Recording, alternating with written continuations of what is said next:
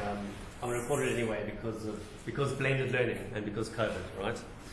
So I can post this on the LMS or something, or on YouTube, and then if you miss a class or something, you can catch up, or if someone can't join for some reason. Okay. So it's an exception today because okay, we actually just nicely fit in here, which is lucky. Is everyone sitting at a computer? Okay, we just got lucky today, but there actually are more of you than there are computers in here. Okay, so that's why you have DP twice on your calendar every week. You've got it on Tuesdays. Okay, same time slot from I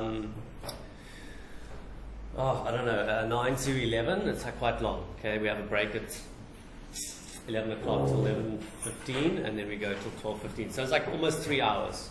Okay, so it's quite long.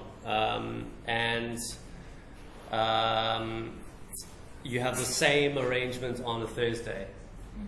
So I'm going to split you guys in half, and you'll have Group A and Group B. Okay, so I'm just going to tell you all of the stuff that applies to the subject in general this morning to everyone. And then I'm just going to divide the classes in half, and everyone that's in the bottom half, you're Group B, okay? And you guys will basically come on Thursdays.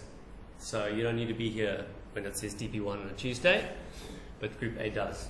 And then you switch around on Thursday. Okay, so you're going to get the same content. All right, so I'm going to teach the lesson twice in a week. Okay, once to Group A and once to Group B.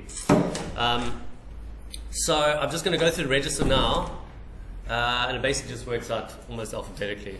Okay, so I just want to see who's here at the moment. So Marion is new. Marion here? Okay, let's find out what Marion's story is. Okay, Inga? No? Megan? How's it? Lana? Neela, I saw her this morning. Lazan? Lazan's coming next week. Okay. Sarah, I saw Sarah. Marisha?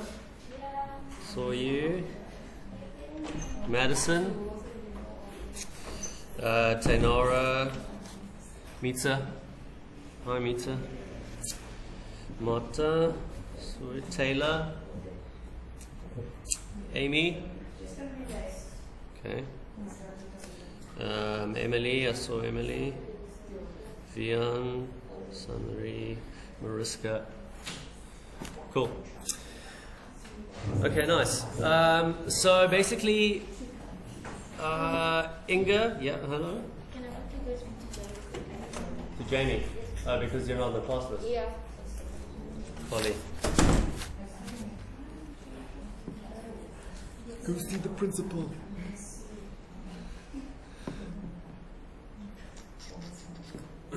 Okay, so Inga, Megan, Ilana, Neela, Lazan, Sarah, Marisha, Madison, you Group A. Okay, and what I'm going to do, if you want, is it might get confusing, but every second week I can switch the groups around. So the guys that used to go on a Thursday can have a chance on a Tuesday. I don't know, that really makes a difference to you. Okay, all right, and we'll just leave it. Group A is Tuesdays and Group B is Thursdays. Okay, I hope I got that right. Pretty sure. Oh, you have lift up.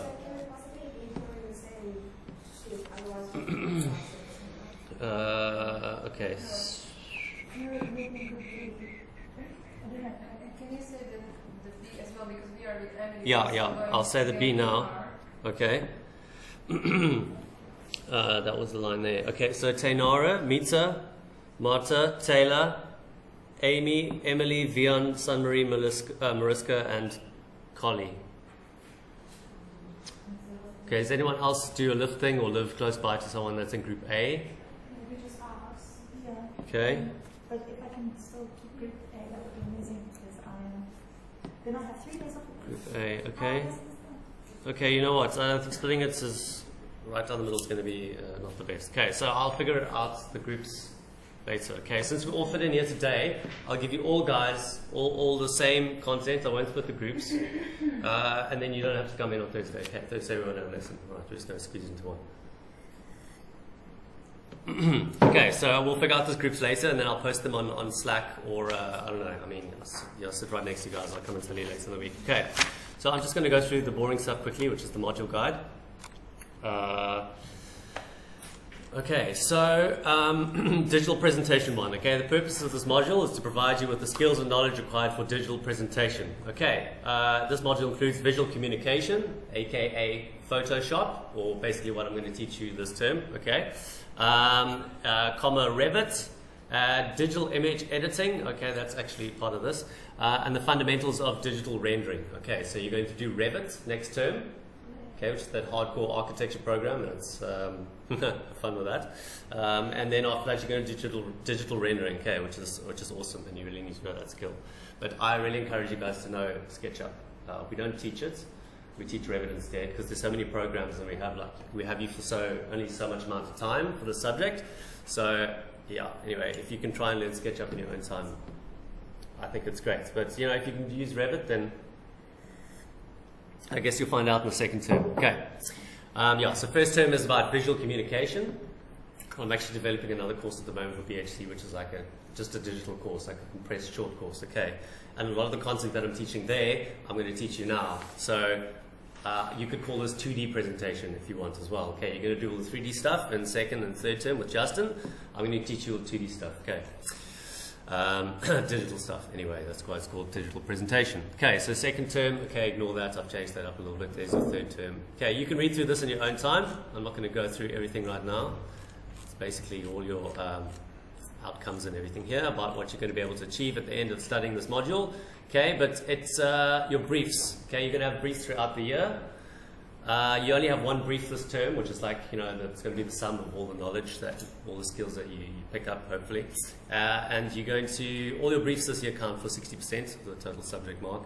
Okay, tutorials count for 18%. So we're going to do 5 tutorials, which are basically in-class exercises, okay? So that's why it helps to be in class doing the exercise, because those tutorials have marks, okay? So basically being here and doing it in class. Well, you get me to help you do it, first of all, okay? And then you need to know how to do it, because the final brief will, you know, it's going to use those skills that you're going to learn in the tuts. Okay, so that's worth 18% though. And then exams, okay, that must be in second or third term. Okay, there's no exams for this, for my part in the first term. And that leads to, that gives you 100 total. Okay, DP brief 1, 2, and 3. Okay, you only got 3 briefs, it seems, 20, 20, 20, because you only get 3 terms of the subject. Okay, so it fits in neatly, and then you got 9 tutorials, and they're each with 2 marks. Okay, blah blah blah. Okay, so today we're going to do like a very, very basic intro to Photopea, okay, which is some image editing software, and I'll talk to you a little bit about that later. But first, I want to just give you guys an introduction to digital media in general, okay? Because there's some fundamentals you need to understand about why pictures look the way they do on a screen versus in print and that kind of stuff. And so when you understand that, then hopefully you can make some more, you know, educated decisions when you heading into the software. Okay, so geez, you're gonna have to excuse my voice. Okay, I haven't lectured in like months, so. Which one was it? It's this one. Okay.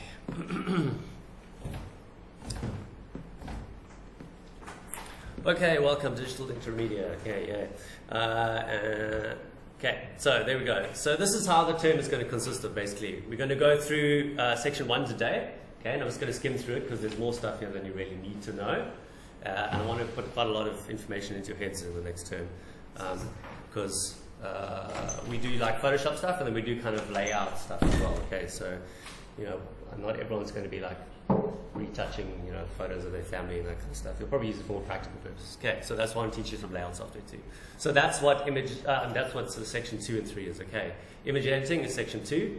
So that's what we're going to start that today, and then we'll basically that'll be the meat of the term. And then layout and composition, and I'll teach you another piece of software for that. Okay, Canva basically, which is completely free, just like the other piece I'm going to teach you now. Yeah, so I'll get to that though. Okay, all in good time. So digital media, what is it? Okay, when you refer to digital media, you're referring to any media that is encoded in a computer readable format. Okay, the things that you use to interact with this media are your cell phones, you know, your smartphones and your computers and your devices and all that stuff. Okay. That's kind of obvious. Okay, digital can be defined as any media represented with a series of digits. Okay, media refers to a method of broadcasting or communicating information. Okay, so information is not just there on the carpet and then it like comes through the carpet fibers through the desk into your computer. Okay, it lives somewhere. It lives on a hard drive, or it lives on a hard drive in a server that's connected to the internet, and you access it maybe through wireless means or something, but you're still communicating data and you're broadcasting data, because every time you do a search query, okay, it's not like you're just receiving data. You have to send that query to Google first, and then Google has to find the results and then send that back to you. So there's always two-way communication, okay? And it can be created, viewed, distributed, modified, and preserved on digital electronic devices, okay? That just gives it so many more advantages than a paper, right? I mean, but that's a pretty lame comparison, paper versus digital. It's obviously a huge difference, okay? But you'll deal with both as interior designers and just as digital designers in general, okay? So it refers to, together, digital media refers to any information that's broadcast to us through a screen, okay? So I don't know if you think about how often you look at a screen or how often you receive information that's displayed to you on the screen. That's kind of the drawback of digital stuff. Okay, paper's like great. There's lots of advantages to paper. I can give this to you, and that's all fine and well. But there's only one copy of this paper, okay, and it's a physical thing. But everywhere that you want to at least see digital media, you're going to have to see it through a screen, okay, on your phone or on a computer or something like that, or maybe through a projector, okay, which is basically a screen hanging up there that's just shining onto the wall. So whenever there's digital media, there's screens as well. You can't really get away from those two. Okay. And the cool thing about digital media is it's easy to copy, store, share, and modify. Okay, that's exactly what we're going to get into this year with digital presentation. Okay, no, 15 billion images are created every day. That's a lot. Okay, so what is a file? I'm just going to skim through this. Okay, how many of you are familiar with how files and folders and stuff works like that on your computer? Okay. I'm going to assume that everyone is just answering yes in their heads, or they don't want to say that they don't. Okay. But a computer file is a container. Okay, it's a container to store data, and you get different types of files. Okay, I think you guys know that. You get movie files, and you get picture files, and you get text files, and stuff like that. Okay, those are the basics, and they contain basically that information, text, or a bunch of numbers. Okay, binary in other words. That when displayed with the correct software, shows you a picture or a video or whatever the file is. Okay, and it's defined by its content. There you go. Basically, if you want to know what a file is, well, you have to ask, well, what is its content? What is it storing?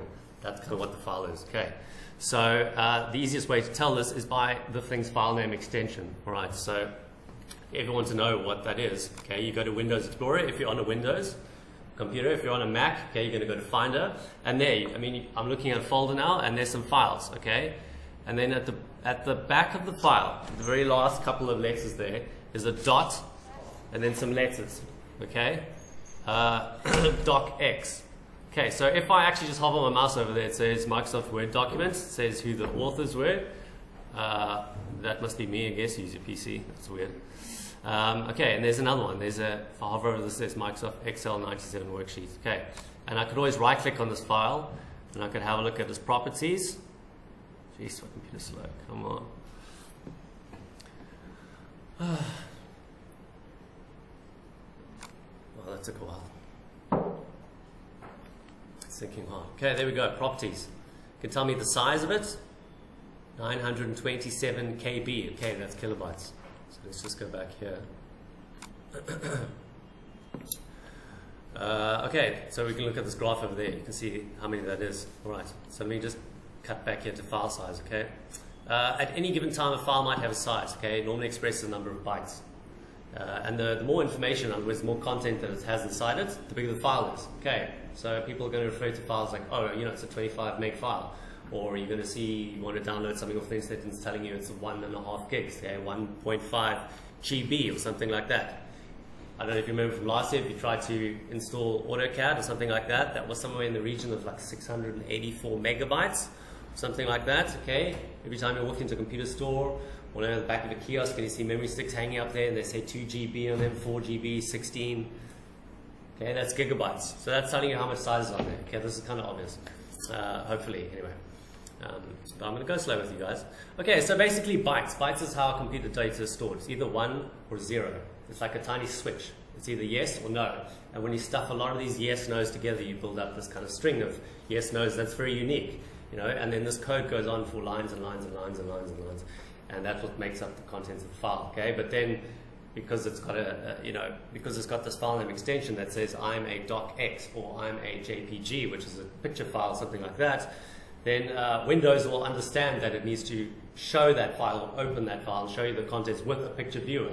And so it all happens behind the scenes. You don't think about it. You just double click on the file, and then it opens, click, click, and then there's a picture. I'm not going to open one now, but you get the idea. Okay.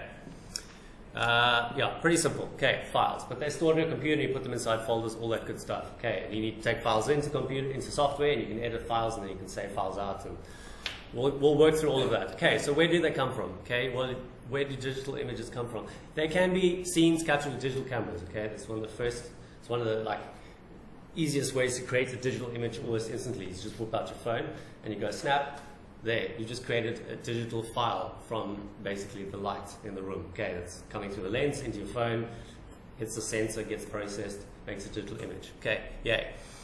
Then you get digital scans of analog images. Okay, you take a piece of paper, you go stick it in the copier, okay, and it becomes digital. Emails you a PDF. That's basically a picture of whatever you put on the glass. All right. They can also be created from data, like medical and scientific imaging machines. Okay, so if you've been for an X-ray recently. A lot of the modern X-ray rooms, it's kind of like the X-ray digital. Okay, there's someone, a radiologist sits in the back room, and she's got a computer, and then your image comes up on the screen. It's not like they have these big old, black and white negative photos, although they do still in dentist rooms apparently. Okay, so but those kind of machines can create images, and of course number 3 there on the pointer, skip that. Computed from a geometric model or mathematical formula, aka rendering. Okay, so you can create an image just like the one that's over here. Okay, from nothing. Okay, you didn't use any physical media to create this. Okay, unless you think about your physical media maybe being the hardware of your computer if you want to get all anal about it. Okay, but basically you created this from scratch. Okay, it's not like you took bits of paper mache and then you made this and it came out of the computer. Okay, it started from data, and it stayed data, and it's still just data. Okay, this exists in the screen.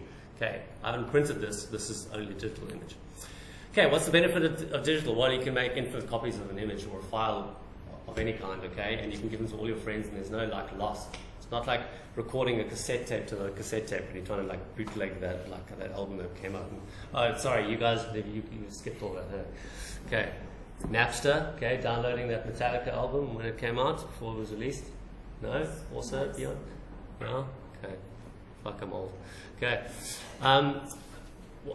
What's the benefit of digital? Okay, sharing. Yay. Okay. Social media, all that good stuff. Okay, YouTube. It's all about sharing digital media. It's pretty much what we all consume these days, like a diet. Okay. And it democratizes content creation. Okay. Think about journalism, how that's changed. Print media is just dying a slow death now because they can't compete with digital media. Okay. And it's because you get citizen journalists, the person that's very first on the scene of some news or some shit that's going down. It's usually a guy with a camera phone in his pocket, okay? And then he'll send it to one of the news sites, and it'll go onto their Twitter feed or something. And it's like this guy is now a journalist, and just because he was there at the right time, the right day, the right time, the right place, okay? Or maybe the wrong time, the wrong place, depending on what's going down. And it really simplifies photography and video capture, okay? Well, most movies these days are just shot in digital because it's just so much easier than having to do a physical film, okay, etc.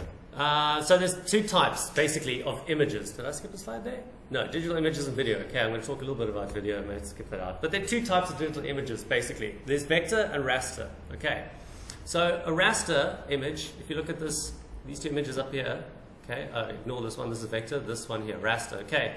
Basically, inside the file is a kind of a grid, and it stores the position of all of these little squares of color. Okay, each one of these squares is filled with a particular color, and it stores the position of all of them on a grid like this. Okay, this is a very small one. Okay, you can actually count how many pixels they are, because that is what the grid is made of. These little squares are basically called pixels. Okay, tiny sample of the original image with varying intensity of color. Okay, so you can have a whole lot of color in there. But color is a relative term, because remember, when you see color, it's being processed through little biological rods and cones inside your eyeball, okay? It's very different to the way you see color through a screen. That's technology that's showing you color, okay? You're still perceiving it through your eyeball, but it's not the same as looking at the real thing. And we'll get into that as well. So the more pixels means more detail, okay? I don't know how deep you've dived into your phone settings around the camera or anything like that, or if you ever try to buy a digital camera and the salesman tells you this one's got 16 megapixels and that one's only got 12, and you're like, what is a megapixel? Okay, well, I'm going to tell you what it is. It's basically this. It's a raster image and it's a big grid, and all the image information, in other words, we can see the letter E here, basically filling in those particular squares in the grid. Okay, so you'd have a white square, white square, white square, white square, so on and so forth, and then on this row, white square, and then you maybe get over there and you get like a black square. Okay, that's basically how that information is stored inside this raster image file. Okay, there's two types. And all these notes will be available in the LMS as well. Okay, and they have a fixed resolution. In other words, the size of this grid is fixed. Okay, so when you open a file, a JPEG file that you save to the internet, and let's say it's 300 pixels by 300 pixels, okay, that's fixed. You can't put more information into that file. It is only that big, and if you start zooming in on it, you're going to get worse and worse quality, okay? And that's one of the differences between raster and vector. So there we go. Raster images have a fixed resolution, okay? Images with realistic information, scans, renders, photos, etc., are almost always raster type, okay? So you can't pick up a digital camera and take a photograph and it gives you a vector type of image file. It's pretty much going to be a raster type. Okay, here are some common types of raster files. Okay, remember what a file is? It's got an extension. These are extensions, okay? They basically describe what the file's contents is. So, .jpg, .png, GIF, or GIF, well, I really say it. Okay, BMP, TIFF, RAW files come from digital cameras, okay? JPEG, PSD. PSD is an important one because that's what we're going to be working with this term. That is basically Photoshop document. That's what those letters stand for. And PNG is portable network graphic because they were first developed for use on the web. BMP is bitmap, basically bitmap. Okay, they took the A and the I and the T out of the word bitmap. JPG is Joint Picture Experts Group, which is basically a bunch of people that got together and invented the JPEG image. Okay, and then you can use things like this to view these images, Photoshop, and then of course the built-in stuff into your operating system, the stuff that you just get when you get Windows, okay, which is basically Microsoft Picture Viewer or Apple Preview if you have the Mac. Okay. Hello. Sorry to interrupt you. And then the other type of image we have is vector image. Okay.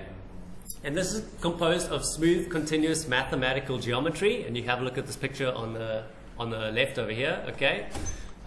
Vector images at infinite revolution. Because of this, they suit printing well and are typically used for logos, icons, illustrations, charts, and other hard-edged graphics.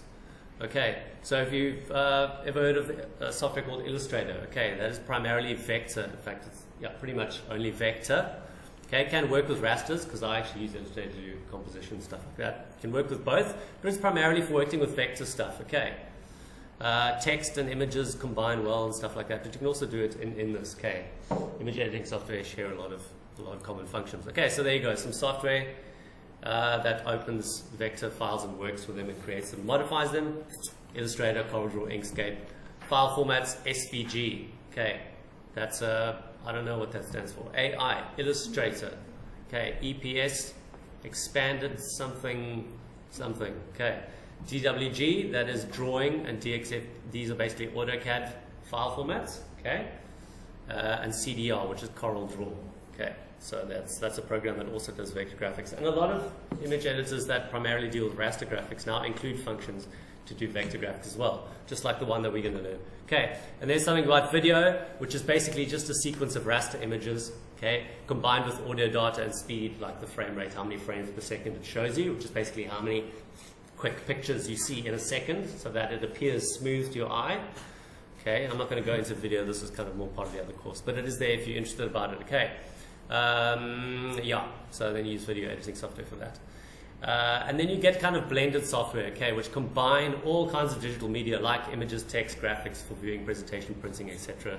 Okay, like Illustrator, InDesign, Apple Keynote, PowerPoint. Okay, PowerPoint is an incredibly powerful tool. It's really like, well, it's been around for years. It's very like, you know, it's evolved. It's got a lot of cool functions. All of these notes are in PowerPoint, and you really don't need more than PowerPoint. If you know how to use it well, like more power to you. You know, it's a great tool for composition.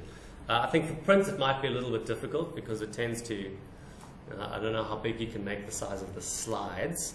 Okay, there are some limitations, but it's a great tool. Most of you could probably do entire 3 years of presentation on PowerPoint if you just took the time to get to know it. But it's not ideal. Okay, but you can still do it. Okay, it's like that's why I try to teach the principles of.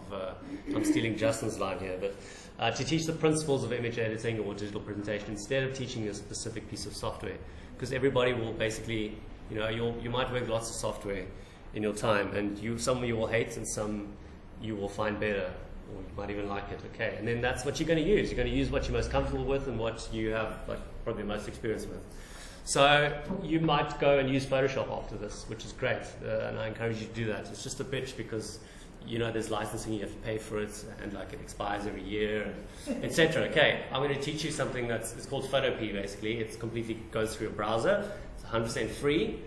And it's almost a clone of Photoshop. And the things that you learn on Photopea, you can apply basically probably immediately to Photoshop because the interface is so similar. It's like a rip-off, basically, okay, which is good because Photoshop is the industry standard. Okay, anyway, so video and image quality. Wow, this is going to be quite long. Oh, it's only 9:26. Wow. Okay, I must be rushing. Okay, image and video quality. So there are things that differentiate good images from bad images, okay? And you can see right there's a great example of the Mona Lisa, okay? She looks really blocky, which we call pixelation, basically. And then there's a nice clear strip, which is perhaps like a good example of a nice high detail image. And then it goes back to the blocky thing again, okay? So what we're referring to when we see this kind of blockiness, especially when we zoom into an image and look at it closely inside a picture viewer software or something, or image editing software, if we zoom in and we start to see that blockiness, you know that you're starting to reach the limits of that file's resolution. Okay, the word resolution is basically how detailed that grid is that stores all the pixel information in this raster image. Okay, so digital media have various technical properties that are important to the quality of the end product. Okay, resolution, color, and compression. So this is a little bit advanced, but it does help to know because if you ever want to send something off or a piece of artwork professionally for print, you need to understand what's going to give you the best result. Okay, especially if you're doing advertising for a client or something.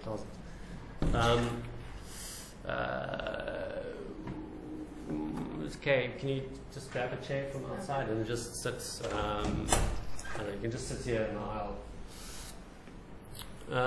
So we'll look at wait, where was I? Resolution. Okay, so resolution is the amount of detail an image holds. The higher the resolution, the more crisp and detailed images appear. Okay, so every industry has its own standards regarding resolution. Okay, if you go into a electronic store and you look at TVs, you're going to see these labels like UHD or 4K, okay, or 2K or HD or full HD or something like that. Okay, those are basically references to the resolution. In other words, how many pixels that screen has in it. Okay, because screens are also made up of pixels, same as digital images, because they kind of go together, okay? Can't really look at a digital image unless you're looking at it through a screen. So we'll look at three main types of resolution here, okay? So quality is basically broken down to resolution, color, and compression, and then resolution is broken down into resolution of the image or video, and the screen resolution, and then print resolution, okay? That's the new Mona Lisa for 2021. Way more Insta likes. So, image and video resolution. Okay, so it's measured in pixels. All right, so the larger the pixel count, the higher the resolution. So, resolution is usually expressed as the width or height of the pixels. Okay, like 800 by 600 pixels, 1500 by 1000 pixels, etc. Okay. Digital photo resolution is often referred to in megapixels. Okay, so if you're speaking about digital cameras, you're going to see the word megapixel pops up. And that basically means the total number of pixels in a photo, in other words, the height and the width, multiplied by each other. Okay, so an image with 2048 pixels by 1536 pixels is a total of 3,145,000 blah, blah, blah, blah, blah, pixels, or about 3.1 megapixels. Okay. 3,1 million, just look at those digits there. That is basically megapixels, because mega in this case means a million pixels. Alright, so if you buy a 3.1 megapixel camera, which you can't even get anymore because that is like a stupidly small amount, okay? Even your smartphones take probably 4 times that at least, okay, like 10, 12 megapixels. And then if you were to take that number and work it backwards to its height and its width, that would basically tell you the maximum size in pixels of the image that camera could produce. Okay, and the more expensive ones have more megapixels, and they have a sensor that can capture more information, and so you're going to get a more detailed image. You're going to get an image with a higher resolution. Okay, geez, it even confuses me. So here's an example of resolution up here. Okay, you can see that I can see almost nothing here. This has a resolution, okay, hypothetically, of 1 by 1. So 1 pixel high or 1 pixel wide. In other words, there's only 1 pixel there. It can only store 1 unit of color information. In other words, this blue color. Like, yay, I can't see anything, okay? If we double that resolution and we have 2 pixels by 2 pixels, okay? So 1 there, 2, 3, 4. 4 pixels, okay? So if you time them together, you can say that's a 4 pixel image. Okay? I can start to see 4 different shades here. I've got 4 little pixels to work with, and so each can have a slightly different shade. Okay? I still can't see what's going on here. Now I'm maybe starting to get a vague idea when we increase the resolution to 5 by 5. Okay? I can see that there's a blue outside and there's a light object in the middle. If we keep going up in resolution from left to right here, 10 by 10 pixels, I can start to see something. If I squint, maybe I can even make out that it's an R. Okay? And then as we increase the resolution all the way up here to 100 by 100, I get a pretty crisp looking R. Okay, that's a great example of the difference in resolution. A low resolution image is going to look pixelated and blocky like this, but a high resolution image is going to look nice and crisp like that. Okay, and you can do more with a crisp image like that. Printing, just in general, it's better to have high over low resolution always. Okay, and so that's a great example of resolution. Here, I'm just going to say, I'm not going to say resolution, it's too long, so I'm just going to say resolution. Okay, and you guys need to understand what that means. So here's 4K. Okay, this is a very small label on this projector. It doesn't come out so great, but that says 4K up there. Okay, and then over here it says 82,000 blah blah blah blah pixels, which is 8,29 megapixels. Okay, or 4K is basically 3,840 pixels wide by 2,160 pixels. Okay. That is what a 4K TV is. It's got that many pixels in it. If we times it together, it's got at least 8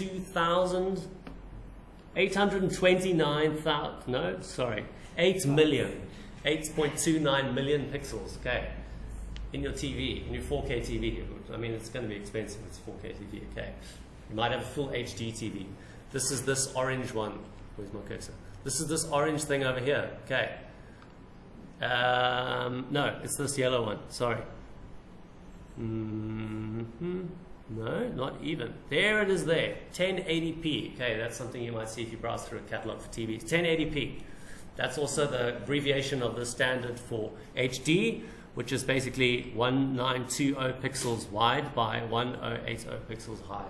Okay, which is just over 2 megapixels. Right, but that is full HD right there.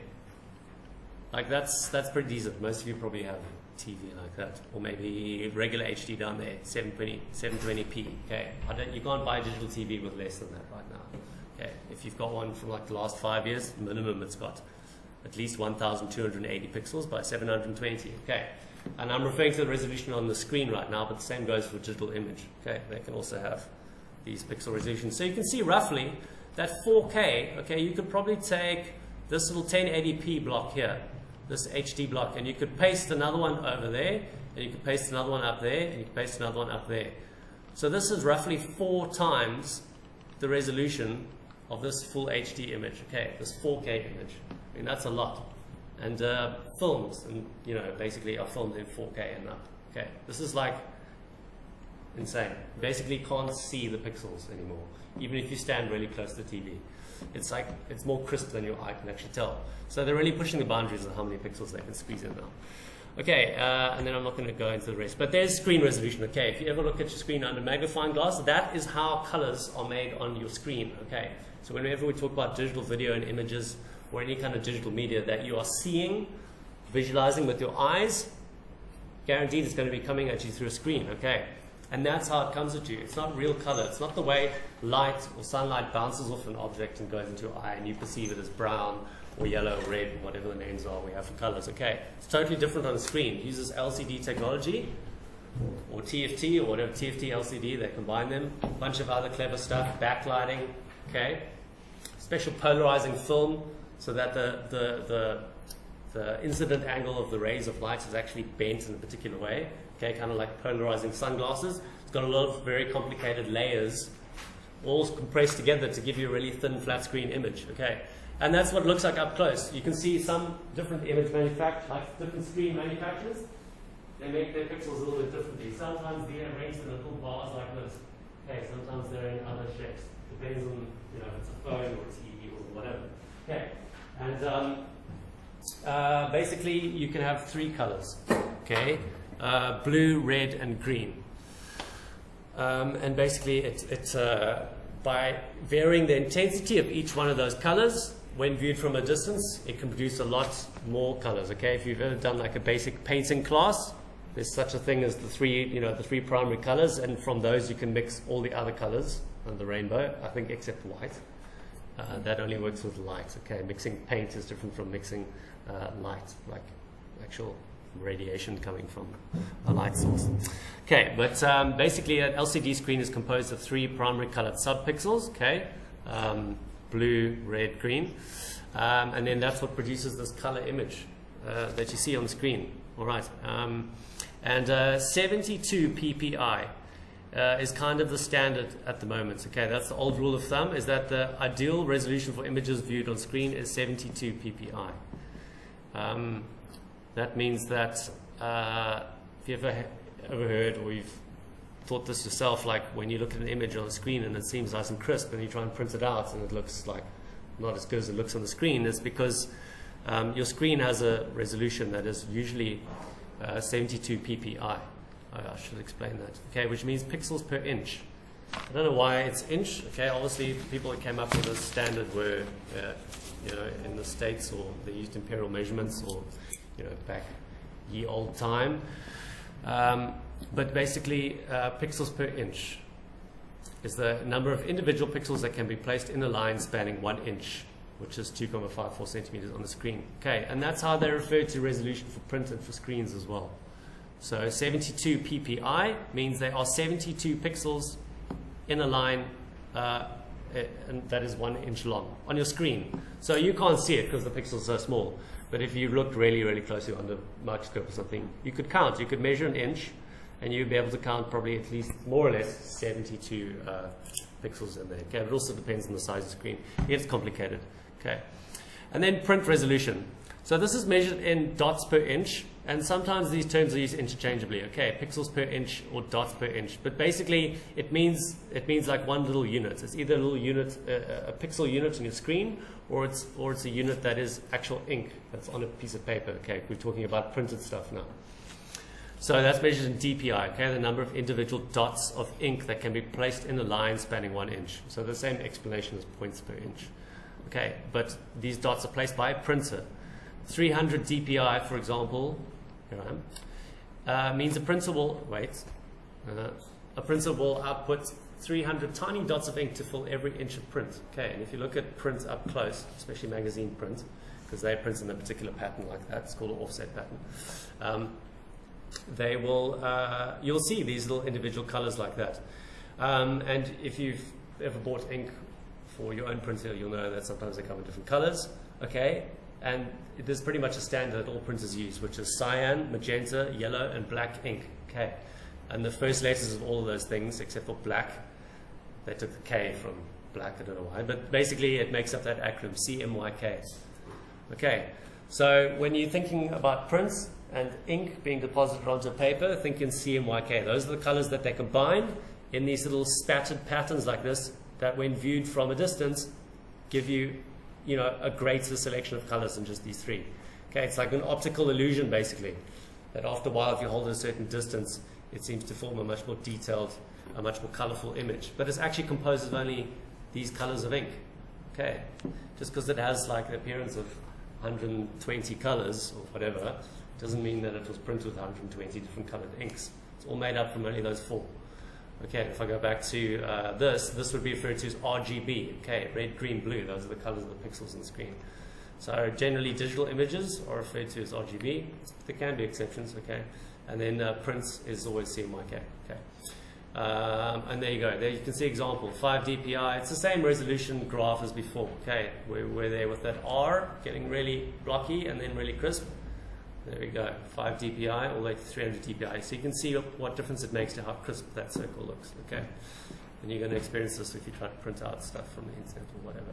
Okay, so if you ever want to check image resolution, you can just go and right-click on it and look at the file properties. Okay, and you'll usually be able to click on something like a details tab and look for dimensions, and it'll tell you how many pixels it is. Okay, oh, your image is 4,200 by 2,800 pixels. Yay!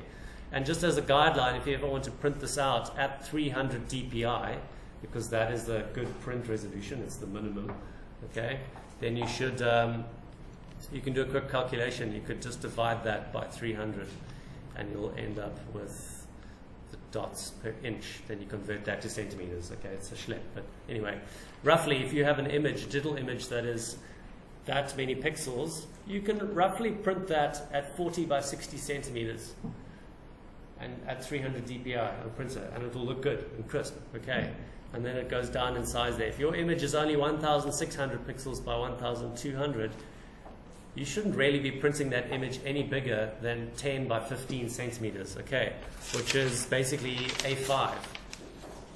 That's pretty small. That's only a 2 megapixel image.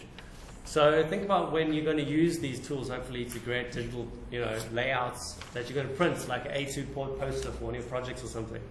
Okay, if you have a file in there that when you imagine it's blown up on your A2 poster, okay, that's your A2 poster. Let's say you've got a poster that's the size of this square, and then you're like, oh, I'm going to put a render of my image right here. Nice render of my interior in real life now, and it's going to be like A5. And you configure your software to give you a render that's like 800 by 1200, okay? And you're like, no, I'm just going to make it bigger and drag it out on the screen. And you make it fit, and then you send it to the printer and it comes out, okay? You're going to see pixelation. In fact, you can almost see it here. Projected, okay. It's not going to have a crisp line, it's going to look a little bit shitty, and you're like, oh, why does it look okay on the screen? It looks cut now. That's because your resolution when you gave the render or the file you downloaded or whatever was too small. Okay. If you want to print it out this size, you need to have an image that is at least 10 by 15 centimeters. So your render needs to be at least that many pixels wide by that many pixels high in order to get a good quality print at that size. Okay. So it starts like if you're thinking about printing a document down the line, which is one of the basic decisions you need to make when you start a digital file or something that you intend to print, or whatever you're going to do with it, you need to figure that out. You need to make sure that you're starting with one that's the right size, that's going to give you the best print resolution. Okay, if that's what you're after. So you can check print size by just doing these calculations. Okay, but I'm going to skip that, and you can read that in your own time. Okay. So color. Just to come back to those three things that make up quality of an image, okay? Resolution, color, and compression. So we spoke about resolution now, DPI, CMYK for printing, RGB, PPI for digital images. You get DPI, PPI, you understand, either 72, 300, that. Okay, so color is the second thing. I went briefly into color here, but digital images have color channels, okay? That when combined or overlays produce a full color image. So they themselves have to store color information. If it's a picture, it has to store, if a raster image is on a computer, it's got a grid of all those little pixels and each one has a color. It means it has to store color information as part of what makes up the picture, okay? I mean, essentially that's all the picture is tiny, tiny little variations in color, right? And that's what produces an image that you recognize or something. So they can have multiple color channels. Okay, the main channel types are RGB, CMYK, grayscale, and alpha. Alpha is basically how transparent a part of an image is, which isn't technically a color. Okay, but we'll deal with that later. But there's an example of it over there. Okay, maybe you've done an image search, or you're familiar with what a PNG file type is. Okay, or if you've ever tried image editing yourself, you might see this typical grid background like this. Whenever you see this, it usually indicates that this image has an alpha channel in it. In other words, it has information about what parts of the image are transparent. Okay, so we can see that it's got this grid picture in the background, okay? It's very unlikely in today's age that you find a picture that actually has the grid in the image. Like, that grid is actually what your software is showing as the alpha channel. In other words, what part of this is transparent. So if you wanted to use this in a scene where you wanted to put in fake trees or something, someone has already gone to the effort of removing the outside parts of the tree so that you could actually place it in an image, and you'd be able to see things behind the tree. Wouldn't leave a white block around. Okay, but we'll look at that later on in the term. So RGB images, okay, because you can store color information in several ways. Okay, here's 4. Well, that's technically transparency anyway.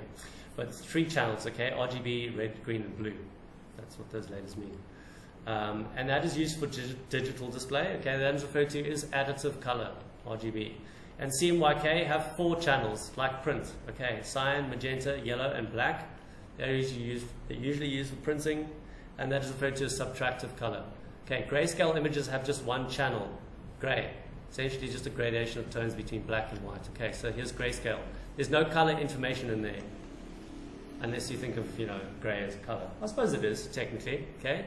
But that's the only color. It's basically black, a little bit less black, a little bit kind of medium charcoal, medium gray, very light gray, white. Okay, that's all that you get to see there.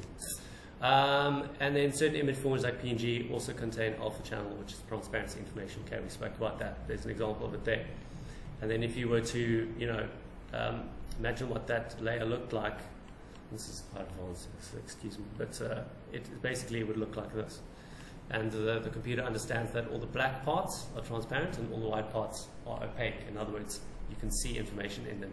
So this layer would sit on top of another layer that contains the color information. In other words, the green and the brown of the leaves and the trunk and all that stuff.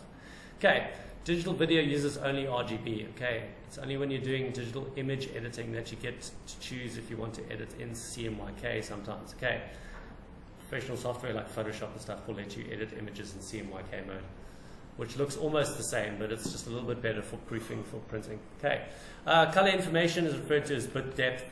Okay, we're not going to go into that. But basically, you get an image that can have, 8 bits can only store 256 possible colors, like a GIF. That's the maximum amount of colors you can store in a GIF. But then other image formats, like most of the modern ones, okay, can store at least 24 or 32 bits of color information, which is a lot of colors. Okay, so here's a 1-bit gesture. You can store 2 colors. It's only a 3 kilobyte file, black, white.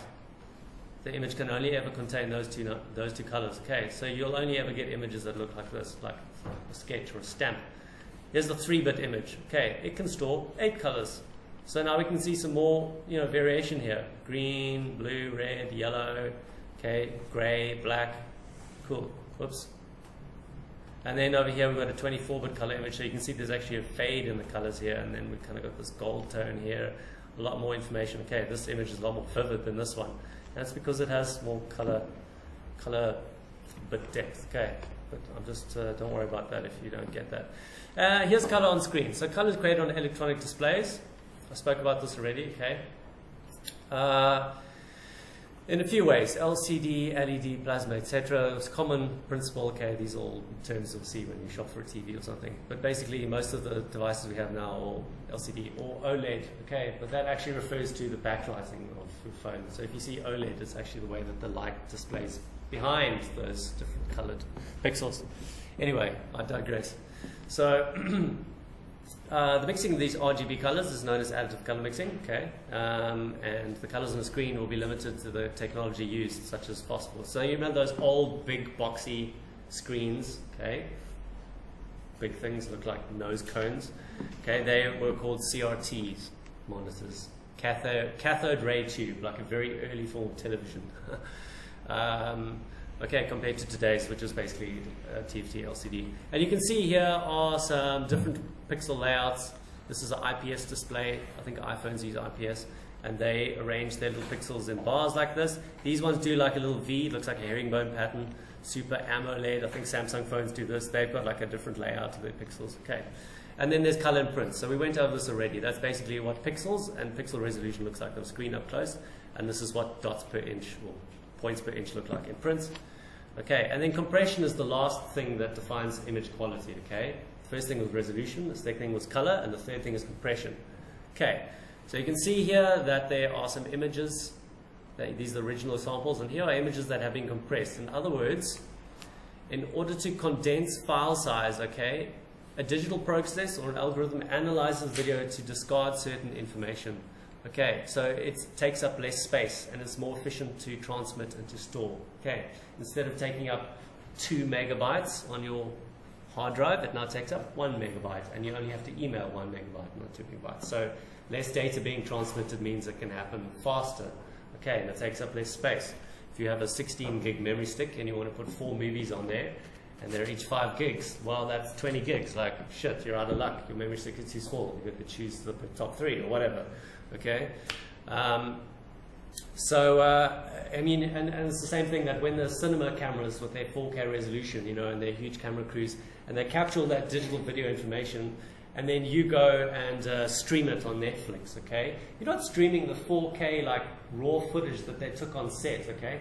It's all being compressed into a much, much smaller version that is able to be streamed to you live over the internet without, like, a stutter or, like, a pause and playback, okay? That is heavily compressed.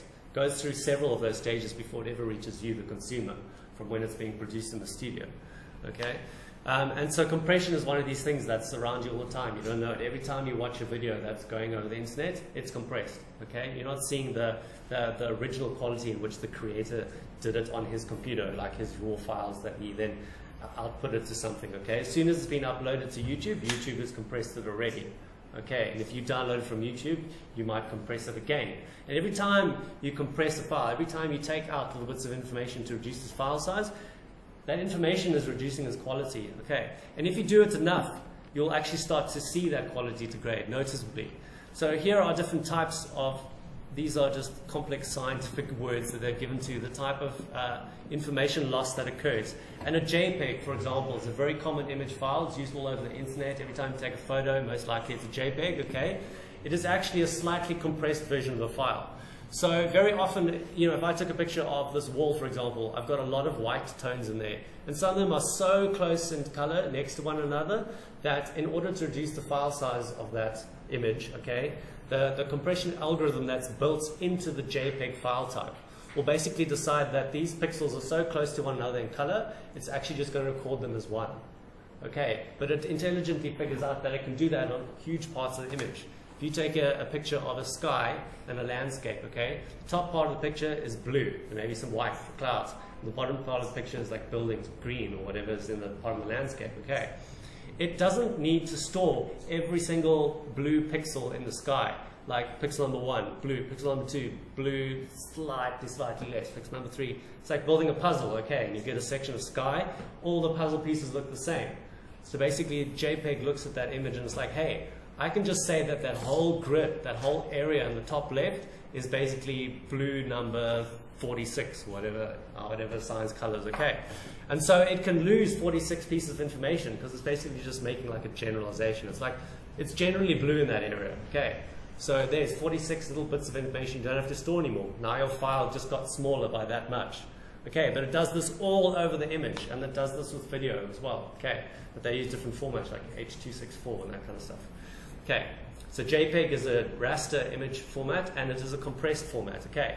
And it comes with quality settings. So you can choose when you export a JPEG in good quality software that allows you to tweak these things, okay. You can have quality that's like 1, or you can have quality that's 10, okay. And a quality 10 JPEG will look pretty damn close to the original. In fact, so close you probably wouldn't be able to tell the difference. But a quality 1 will start to have these directional patterns appearing here, information loss, where you can see I've got some subtle changes in color over there, but over here it's been reduced to a block. Okay, this file size might be much smaller, okay, like yay, what to do, but you've also lost a lot of quality, okay, picture doesn't look as crisp. Okay, so there are going to be distortions and stuff like that. And I will tell you as we go what file types use compression, what don't. Okay, like a PNG does not use compression, so it's a great file type if you want to transmit something exactly the way it looks on your screen to somebody else. Use a PNG or something. But if you don't mind a very, very, very, very small amount of data loss, by all means use a JPEG. Okay, I mean, I do it most of the time myself. And we're going to skip video compression. And then capture and sourcing. This is basically when you're going out there in the world creating digital media and pictures and taking them yourself or whatever. Okay, what are some of the basic things you can do to ensure that you get good quality pictures from your phone? Or when you find pictures on the internet that they are good quality, that you could use them in a presentation that you could print later You wouldn't have to go and rework it when you do your first test print. You're like, oh, geez, this looks hideous. It looked good on my computer, but it's terrible up close. Okay, don't make that mistake. If you're going to go to all the effort of making this beautiful digital presentation, okay, make sure you work with good quality, high resolution images from the beginning. Okay, there's a saying, garbage in, garbage out. Okay, like if you put in a low resolution image, there's no way you can stuff more information in that image. Okay, it's like CSI when they like get this shaky like CCTV footage of some guy, and they're like, oh, let's zoom in on his number plate, and then they click this magic enhance button, and it's like, oh, I can see like how many eyelashes the guy has. No, it doesn't work like that. Okay, it's like that's how much resolution you have to work with, and you can never make it better. You can't get that information and put it back into the image. So garbage in, garbage out. That image is always going to look as bad as it was when you first placed it there. Okay, so work with good quality, high resolution stuff from the beginning. Okay, so I do encourage you, if you have a smartphone like lucky you, okay, these things are expensive. Look after them because they do a lot of cool stuff, and you're going to use it throughout the subject. And if you don't, just try and borrow one from a friend or something like that. Okay, but if you do have access to one, do take the time to go into the settings. It's different for every single phone, but the settings are all there, and you can Google them. And just check that, for instance, mine has a setting, you might not know about it, but something called aspect ratio. Okay, by default, the images produced by the camera on your computer, the camera on your phone, are like 4:3 ratio, okay? 4 units by 3 units. That's a kind of an almost squarish image, okay? Whereas your widescreen TV, that has an aspect ratio of 16:9, okay? 16 units by 9. It's kind of like a scale. Okay, it's a lot more widescreen because that's kind of more cinematic, and when you're watching video, it's generally filmed in a widescreen format because it makes you feel more immersed in it. But digital cameras, for some reason, they tend to shoot, okay, not video cameras, but still, they tend to shoot 4:3, which is slightly like squarer image. Okay, so that's one thing that you can change in your phone sometimes, is that because your phone is generally a widescreen shape, okay, you can hold it up and you can take a camera and like a photo, and it seems to fill the whole thing. Okay, sometimes if you look in your gallery, you'll see that there's actually parts you can see above and below. That's because the image is taking us kind of square, but in order to show it to you full screen on your phone, it's having to cut bits off at the top and the bottom. Okay, but you can change that. You can tell it to only take widescreen photos so that it actually crops that part of the image off, cuts it out. Okay, that's just a setting on your phone.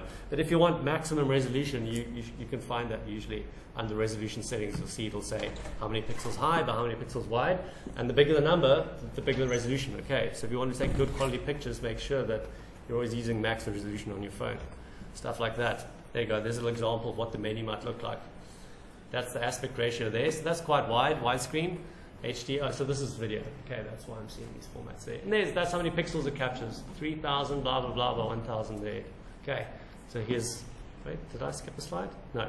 Yeah, there's video. Okay, there's SD video, there's full HD video, there's 4K out there. Okay, like that other graph we saw. A lot of information there, okay, but we're not going to deal with video so much. Image scanning, okay, so if you want to do a good image scan, and I can tell you, like, this is a really useful thing to have because a lot of you are going to have to submit basically digital copies of your physical work. So a photograph or a scan of a sketch that you do in a book, okay, if you want to combine it into a document or a research piece of paper or whatever, or something that you're doing on a computer, you've got to take that information that's on paper and capture it and make it digital, okay? And in that conversion process, it can either go really right or it can go really wrong, okay? And you can end up with like a really bad photo, like it's a little bit overcast that day, or like you're standing directly under the light, and so you casting a shadow, and there's like the outline of your head and your camera and your hand, like on the thing that you're photographing, and then it's like got this weird yellow tint to it, and then you go and put that in your presentation, and then the second photo has this weird blue tint to it. It looks awful, okay? So just pay attention to like the conditions and the shadows and the lighting that you're taking a picture of the work in. Or better yet, don't take a photograph of it, okay? Actually just scan it properly, okay? And make sure the glass is clean and that kind of stuff like this. And then make sure your settings are good, okay? You have a high resolution setting over there. So just play around with settings and make sure that you do good scans like that, okay? And then you'll notice that sometimes when you're scanning things, you get something called a moire effect, okay? Which is where lots of fine parallel lines together create this kind of weird visual distortion, okay? But I'm just going to skip over this. And if you ever want to scan artwork professionally, there's actually professional scanners for that. Because essentially it's like a thin camera bar that slides over an image. And, yeah? Can I ask, because there are already some apps Yeah? for scanning. Yeah. Do you have some Yeah. nicely that can be done even your work. Yeah. With the phone. Not Yeah, with you're right. Martha's right. There are some really great apps. But first, just know that it is still taking a picture with your phone, okay? It is not the same as a scanner. Like, how can it be? Like, it's not like you hold it to the screen like this and scan it, okay? It still uses your camera, but the software understands that it's taking a photo, and you're probably scanning documents with it, most likely. And so it has various filters to correct, like, it understands, or like, it's got intelligence to understand. It's probably looking at a white page. And you can usually configure the settings to say, like, are you scanning a photo, or are you scanning a document, or are you scanning text? And then it will change the way it kind of edits the photos all behind the scenes to make sure that you don't have like weird coloring, like the white looks consistently white between every page, that the colors aren't off, stuff like that basically. So it takes a photograph and then it manipulates the photo kind of like what we would learn to do manually now, to give you what looks like a really good scan. So it changes the contrast of the image to sometimes get rid of like fingerprints and light dust, and like if there's a slight shadow cast because it's a crinkle in the paper, okay, it kind of like smooths that all out, and it gives you quite a clean looking image. And a lot of apps do that. Free ones, good free ones. Okay, you don't even have to pay money for a really good scanning app. Yeah, a lot of phones come with it built in, sometimes even into the gallery or the camera function itself. You can like switch mode to like scan mode. Okay, and I know Google Drive app has it as well. And you can actually do a multi-page scan, which is really useful as well. So if you're scanning a booklet, you can just take a photograph of each page, like 1, 2, 3, 4, 5, and then it will give you a 5-page PDF with each of those 5 pictures that you took with your phone. Okay, so it might just, you can choose if you want like images from it, individual, or if you want individual PDFs, or like a multi-page PDF, which is one file with 5 pages, which is convenient to email. So yeah, scanning apps are really worth it. Okay, and then if you're sourcing from the internet, okay, I would, if we were part of the other course, I'd go into copyright and everything like that. Okay, but basically use the advanced tools. Okay, Google Images is great. I'm not a Google fanboy. I just happen to use Chrome, and I just think they're the best though. Okay, you can do this on Bing, Microsoft, whatever. They all kind of have similar settings. Okay, but Google's the one I'm familiar with. And if you ever go to Google Images and you click on the images part up there, okay, if you do a search for like, donkeys, and then you go images, okay, you'll see some settings up here. And if you click on size, for example, you can choose like, oh, I want, large, fast, I can't remember. I usually go to the advanced settings over here. But if you click over there, okay, tools or settings or something, you can usually go to the settings and you can change the image size here, larger than 2 megapixels, larger than 4 megapixels.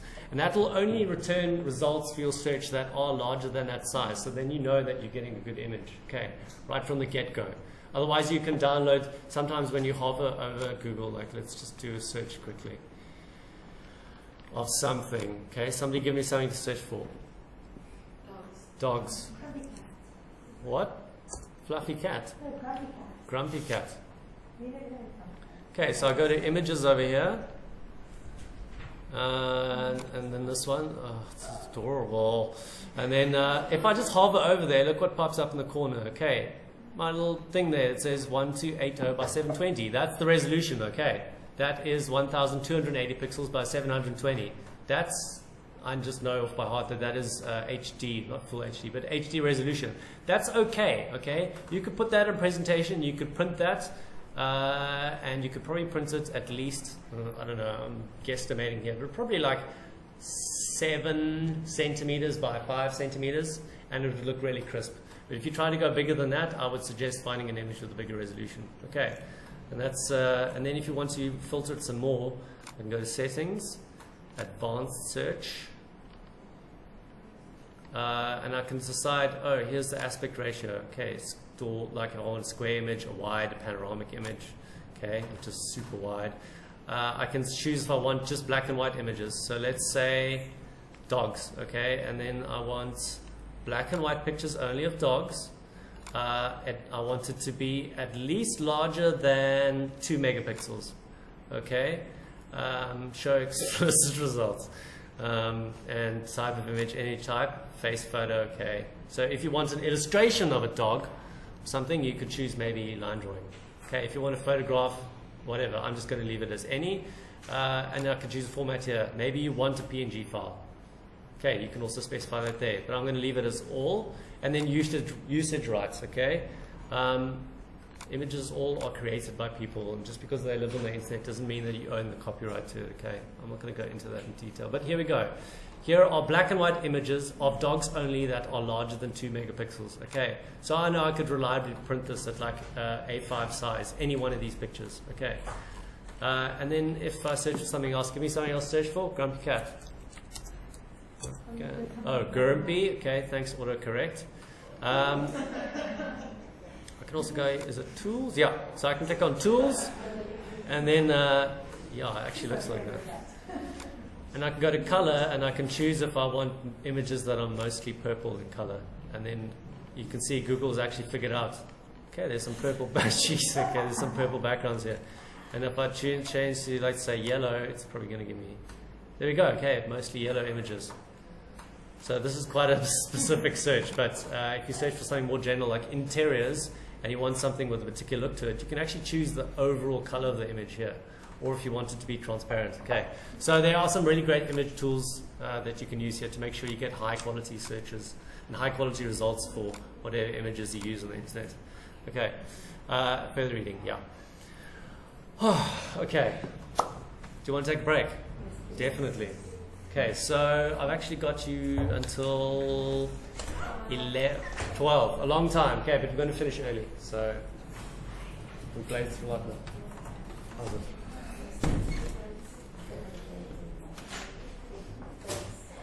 I'm just trying to think. Who of you have your own computers here? Okay. Do you have your own computer?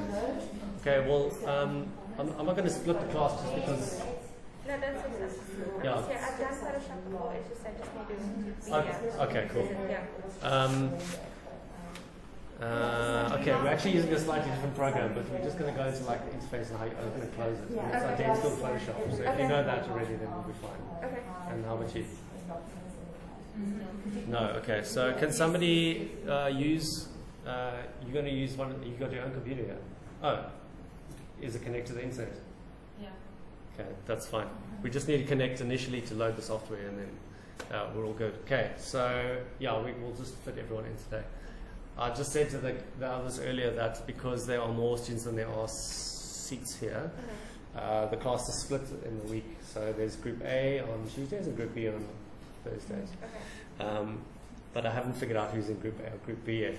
Okay, so I was going to split the class, but because we just happen to all fit in today, I'm just going to do everybody's lecture today on the Tuesday, and then you guys won't have me on Thursday. You can just have the morning off. Okay. What's the what? Program. It's called Photopea. Just go to photopea.com. But we're just going to take a break now, and then we'll go into just how to load the software and how to open and close files and stuff after a break. So, do you want to be back at 20 past? 12 minutes? You want a longer break? 15? What have you got to do? How long is a cigarette? 6 minutes? If you suck really hard, 5? Okay, thanks. See you just now.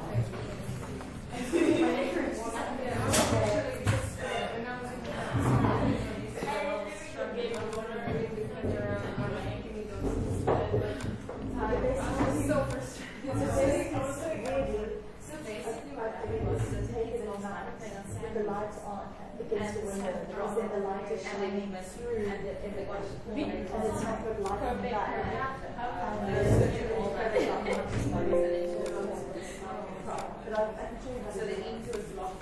But I need to get my face. Yes, sure. The light went to just play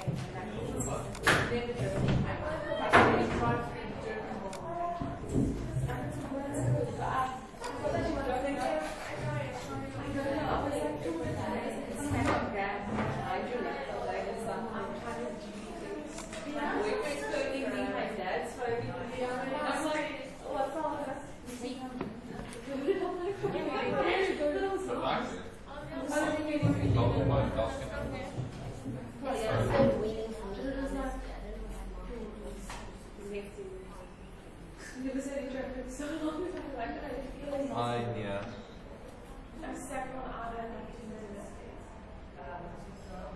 She said, my legs are shaking.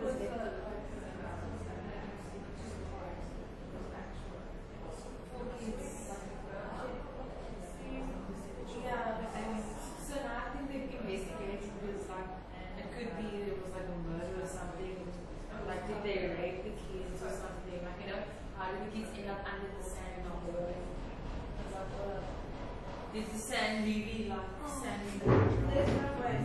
It couldn't do it in like that. And they started searching last night already. I'm tired. How long did it break? Until 20 past. Yeah. Oh, okay. So there's another 10 more minutes.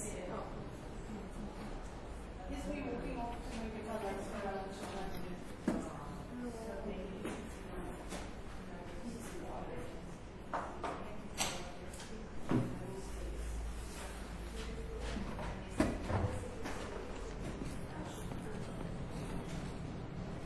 Do you have to go to hospital this evening or tomorrow? Only 12. And then I'll leave the afternoon.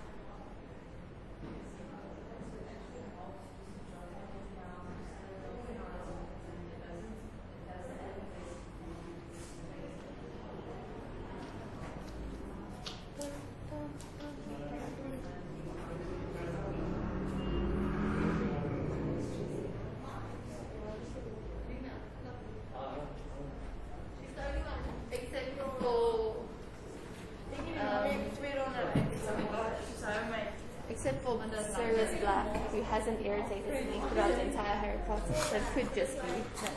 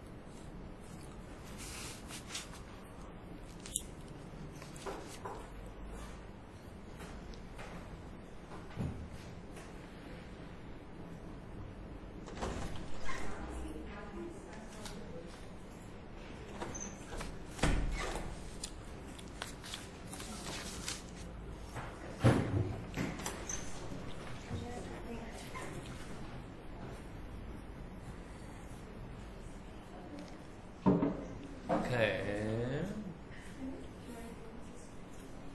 Will you guys just log onto your computers? You don't have accounts? You've got your password? Oh, these ones I mean the ones that, actually it doesn't matter, okay? If you have a computer with you, you can use it. But you need to access the internet, just briefly. Or you can use the BHC one, okay? Log in with your profile. If you don't, it doesn't have a profile. Okay, so you don't need to use one of those. I mean, if you forgot your password or something. I have definitely forgotten my password. You'll have the simplest. You can come to the corner. Two chairs and you do.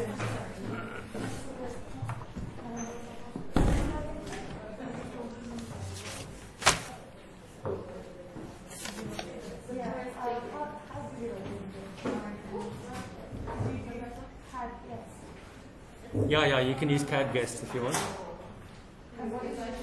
Same password. Yeah.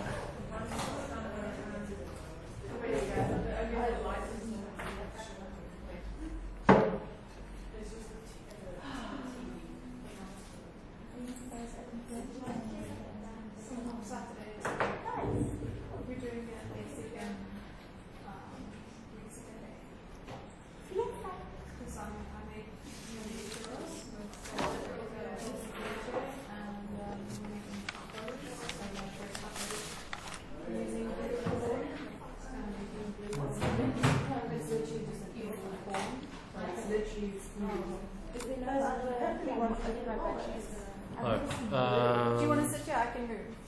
Are you sure? Yeah, I can sit on Do you need a plug? Yeah, There are plugs underneath all of the BHC computers. So if you want to squeeze onto the corner of that desk there, maybe?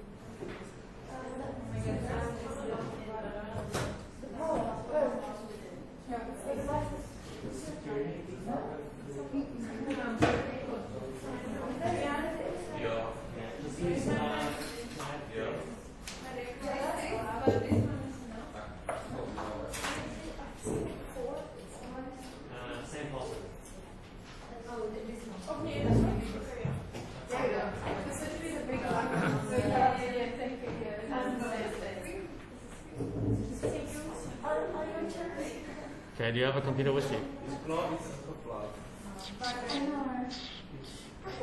Okay, just watch the projector. It's really simple. We're not going to do anything hectic.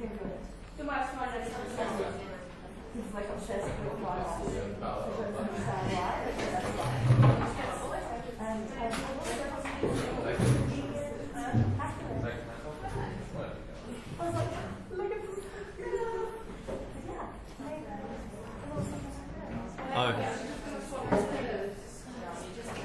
Vian? Yeah. Do you want to switch with Sarah? Then you can.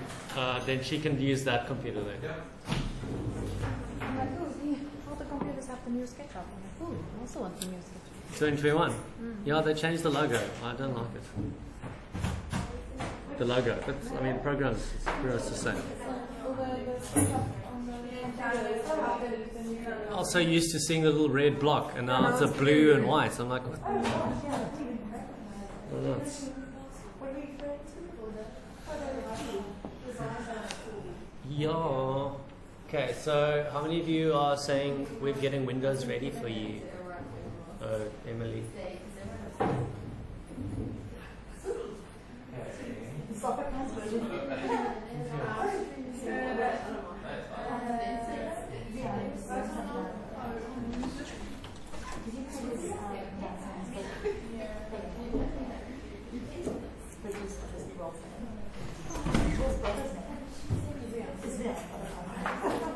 I was like,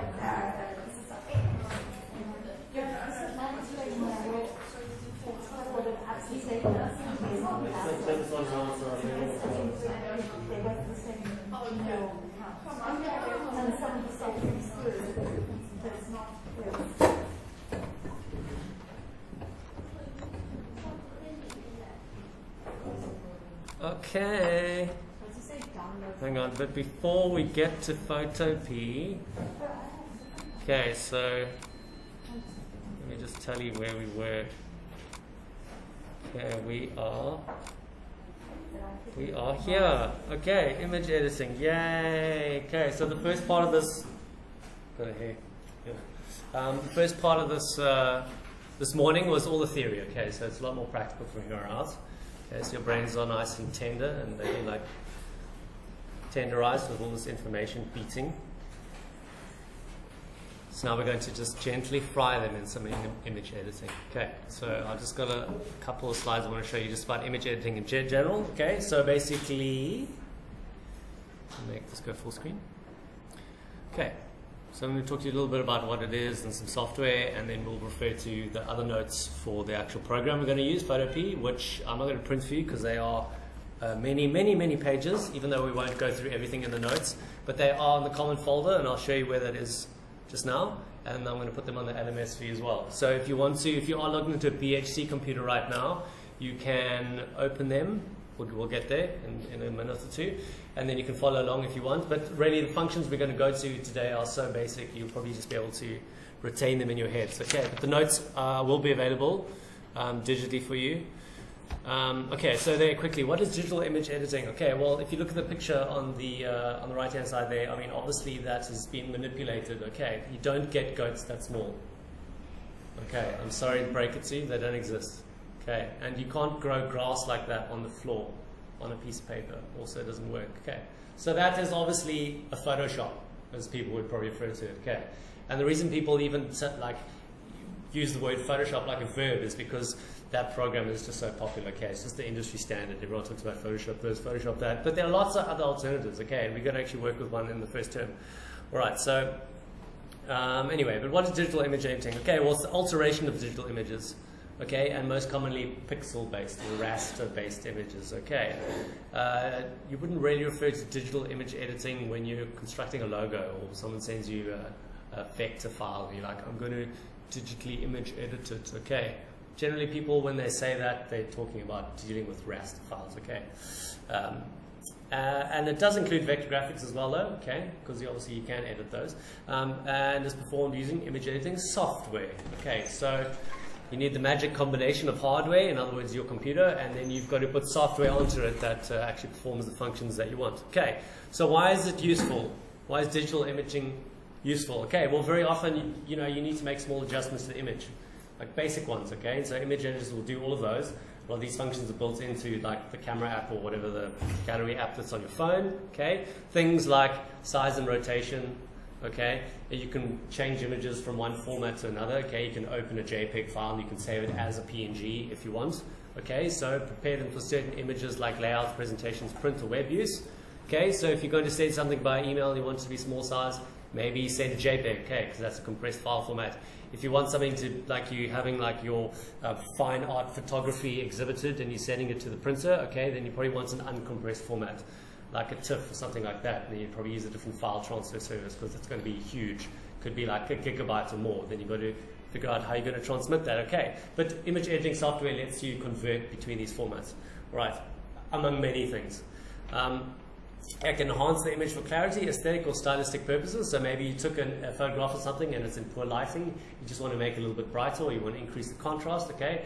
Any of the filters that you see that you use on Instagram or Snapchat or like whatever. Okay. Those are basically like preset little edits that you can do to your image. You can just swipe through them left to right. Okay. And some of them look a little bit tinted, a little bit old school, like vintage film. They've got some grain and scratches on them. Some of them put highlights in weird places. Some of them change the intensity of the background shadows or the highlights, or they tint it or something like that. Okay, and it gives a particular like feeling to the image. Okay, that's just something that we get to enjoy as humans. Okay, you can look at different images, and they can be presented in different ways, and more than just the content in the image, like, oh, it's a house in a field, the way that the image is processed or being edited, or the color, or the color temperature, it creates like a mood, okay, something that's like intangible. Like you could look at a picture of a barn on a sunny day, and it looks like a happy, cheerful place, okay, and then you take it into an image editor, and then you maybe, make the sky look a little bit cloudy, put some fake clouds in there, you make it like a bit dark and gritty, and maybe the same image, the same content of the barn and the field now feels like a little menacing or a little bit like ominous.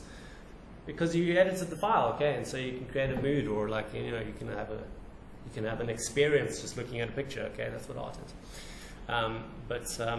That's a story for another time. And then you can convert between file types, etc., etc. Okay, so here are some basic overview of some software that's out there, okay, that you can use for digital image editing, okay, and these are the kind of things that you want to consider when you're looking for image editing software. So I'm going to teach you one. You might move on to Photoshop. You might find something else that you like more. You may never use most of these functions, more than like changing the rotation or something, or cropping an image, which you can do in like PowerPoint. Maybe you never use these, maybe you do. Okay, so it's like a tool. You got to find one that fits for you. Okay, but these are kind of some of the things that you would want in an image editor. Okay, basic functions, obviously, like simple color corrections, brightness, contrast, that kind of thing. Okay, raster and vector editing. That's nice to have, because if you want to do yourself a corporate identity or logo or something like that, it's going to be a lot easier to do it in a program that edits vector image files. Okay, because they have infinite resolution, basically a bunch of curves and paths that are created, and then they have colors put inside them. Okay, so they can't hold as much detail as a photograph, for example, but they are good for logos and typography and those kind of layouts. All right, so it helps to know both, especially if you're going to be like a one-man band and you're going to end up doing the sales and marketing and promotional stuff for your personal brand as an interior designer or whatever it is that you do one day. Okay, it helps to have these digital skills. And it's cool that you guys all use smartphones and all like very, in with all the apps and everything like that, because without you realizing it, you are kind of understanding image editing all the time. Every time you're using one of these things, or every time you use a filter, at least maybe after today's lesson, you'll think about what's going on behind the scenes there. Okay, you're interacting with media all the time, and it's just a testament to how well these apps are written and how well the interfaces are on our phones, that it's so intuitive. Okay, and because you probably learned from a young age as well. But like kids these days, they all have iPads to play on, and they all swipe through them like way faster than like your grandparents do, whatever, because they were brought up with this technology. So you use it all the time without really thinking about it. Okay, and you're kind of always doing little bits of image editing all the time. Every time you crank that beauty filter up to like 6, it makes your skin look really good and your eyes like sparkle before you take that selfie. Image editing, okay? That's why those people look like they do on the cover of magazines, okay? That's not at all what they look like at the photo shoot, okay? That's all image editing, okay? And there's a whole philosophical debate about that, like, is it, should we be editing images? That's the sense. But anyway, okay, that's a little discussion. Okay, so brush and retouching tools, okay? So if you work in that kind of field, fashion, makeup, beauty, anything like that, I don't know, maybe like couple portraits, that kind of stuff, you do retouching on people, like shit happens, maybe they fell over and they like bruised themselves, or they got a huge zit that day, okay, clone brush, zit, gone, disappeared, okay, now that's something you'd be happy to like print and look at every single day in your house. Then that one morning you woke up with it, you regretted it. So okay, so it's cool for those kind of things. And then composition features like layers and masks, we're going to work with that in software, okay? If you want to create any sort of moderately complex document, you have to get your head around how layers and masks work. And then fine control of features and tools, okay? If I want to paint down a little area of orange or whatever, I want some fine control over that. I want to choose the exact shade of orange that I want. And I want to be able to make sure that the spot that I put down is not too big. It's not too small, and it's not too fuzzy. and a whole lot of other things. And that's the fine control over these tools, okay, that you're going to get with good image editing software. Okay, and then a lot of them have really good resources like presets, templates, stock photography, graphic elements, okay, so lines and shapes and squares. They have libraries of these things built in, okay.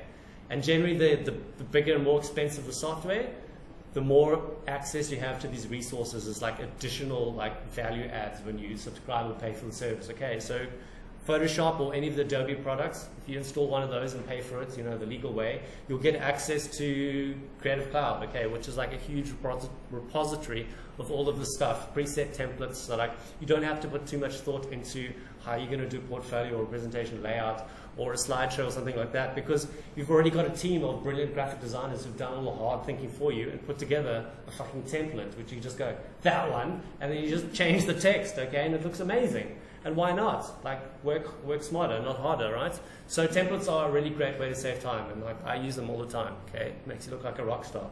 And then by customizing templates, you get to learn the fundamentals yourself as well, okay? So here's some software, and here's some features. Here's the top one, okay, Adobe Photoshop. Features is primarily used for raster image editing, okay? If you want to do vector, then you kind of should use Illustrator instead, okay? But they include functions of each other. There's always a kind of an overlap in functions. And right now, it's not that bad, actually, okay? License agreements, they change all the time. The company goes through changes every year. Sometimes every few months, they make changes in their policy or their subscription price goes up and down or whatever. But right now, okay, it's 360 Rand a month, per month, okay? And if you pay it all in 1 year or every 6 month lump sum, you get like a small discount. But that's more or less how much it is to legally run Adobe Photoshop on your computers, okay? If you want Illustrator, you can pay another 360 for Illustrator alone, okay? And they know that most likely you'll probably want the whole Creative Suite, okay? You want the whole powerhouse, the Creative Cloud over there, is third on the list, okay? That's only 680 Rand per month.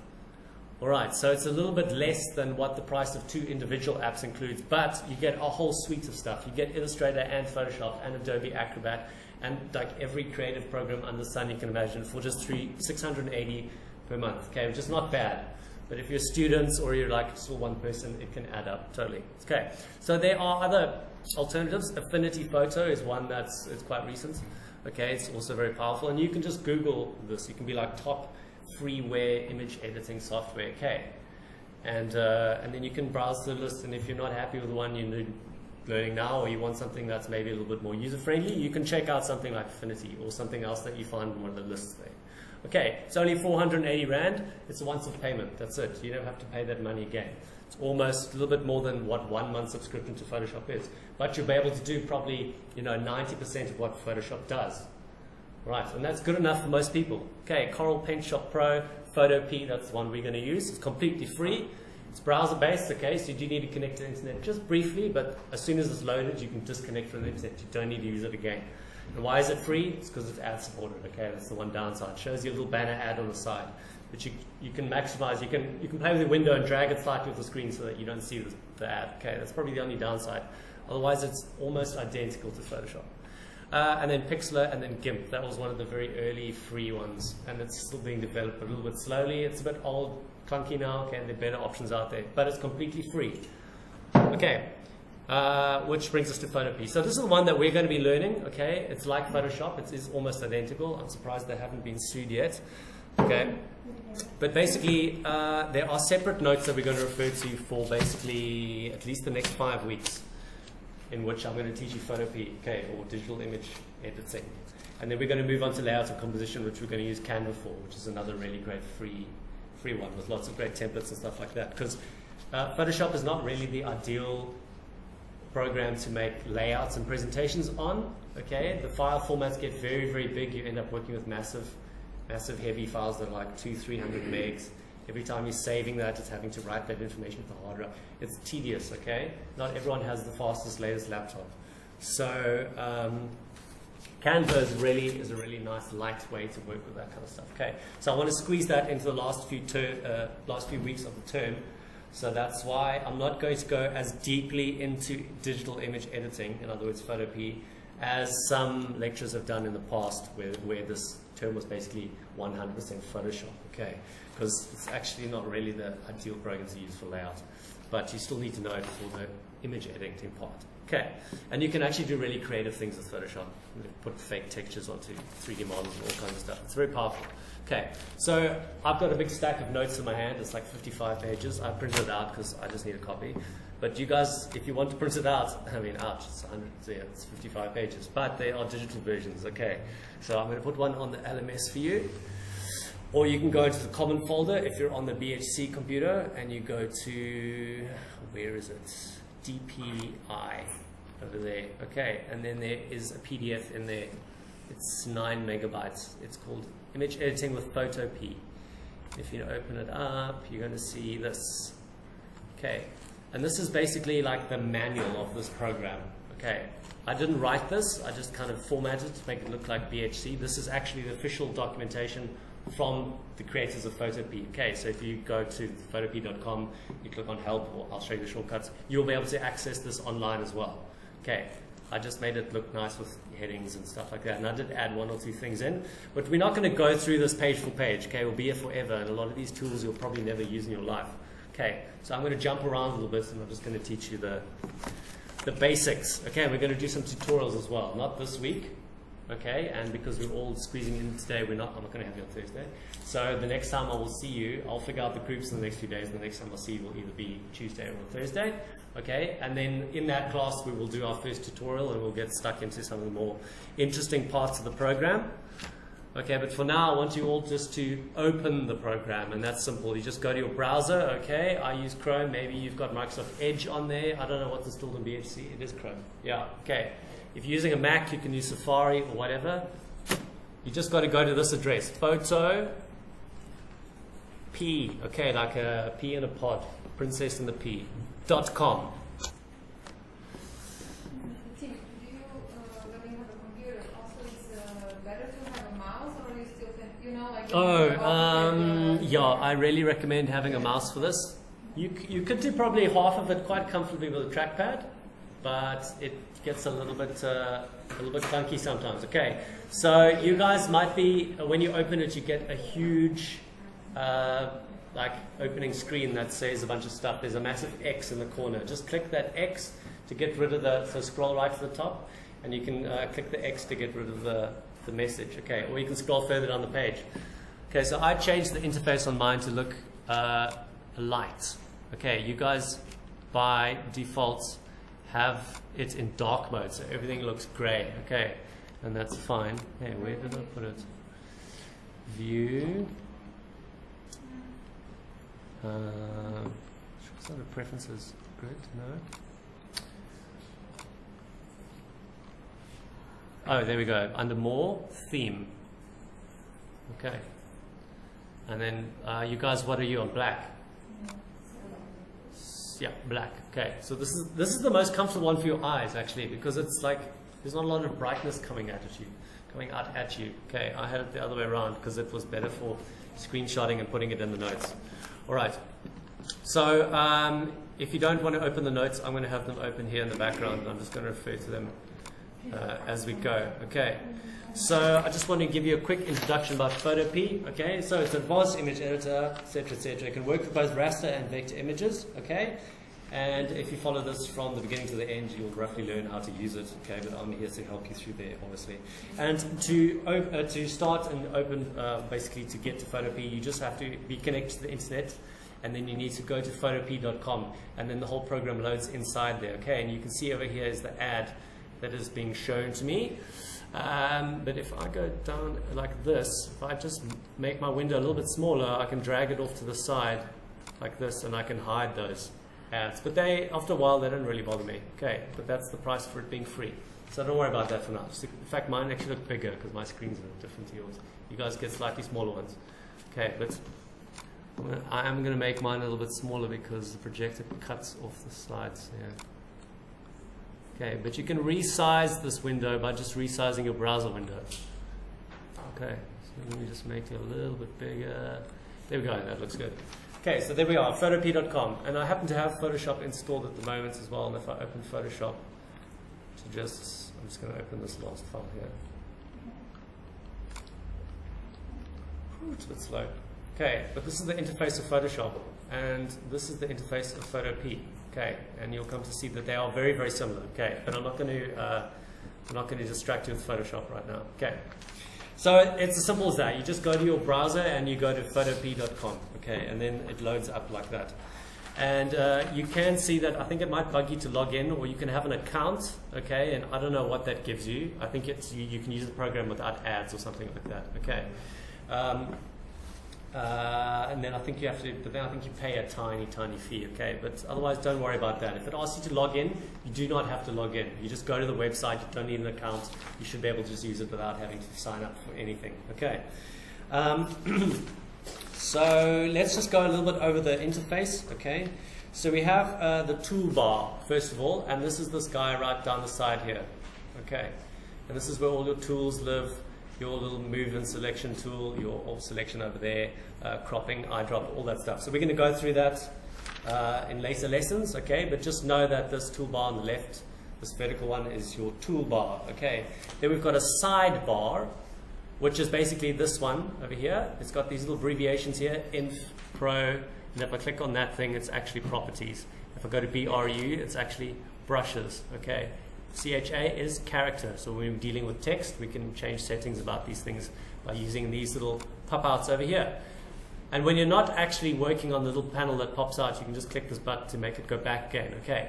And this little thin vertical thing over here with these little abbreviations that you click on to get to these bigger menus, that's the sidebar, okay?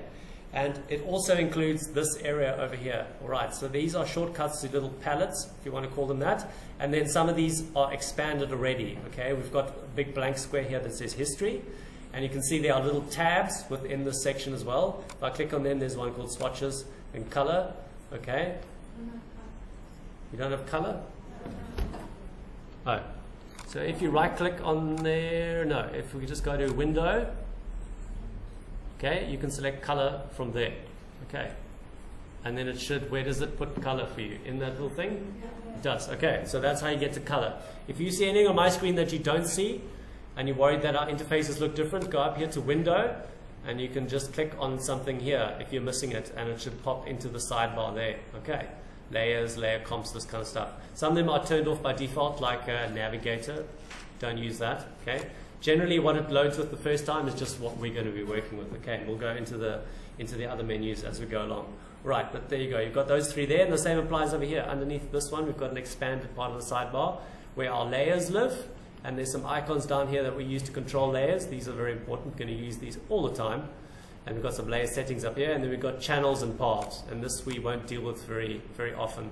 But when you do actually have some information in an open document here, you can see color channels there, including alpha, which is transparency. Okay, we'll work with that later. So that is the sidebar. That's the toolbar over there on the left, sidebar, and this expanded area of the sidebar on the right. This area up here is your menu. That's pretty standard across all just software in general. Okay, and then the working area, which right now is just filled with this Photopea thing over here. So we're going to learn to open some images and work with them. Okay, so right now not all of the controls will be visible because I don't actually have a document open. But when we do, you'll see that there are little separate document tabs here because you can have multiple documents open at the same time. Okay. Which is useful. And then we've got the top menu up here, which is basically these things enabling file, edit, image, layer, etc. Okay, and so there are tools just like AutoCAD and like most software. There are keyboard shortcuts that you can press. You hold in the shift key and do this, and you hold in the control key and do that. Or you can go and find the command on the menu. Like if I want to copy something, I can go edit, copy. Or I can use that universal shortcut, at least on Windows, Control C.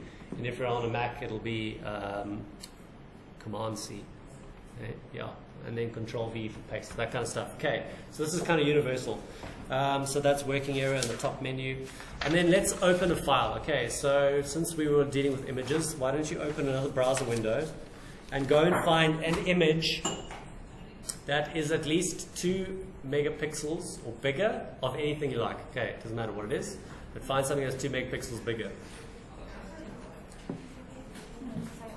Yeah, sure.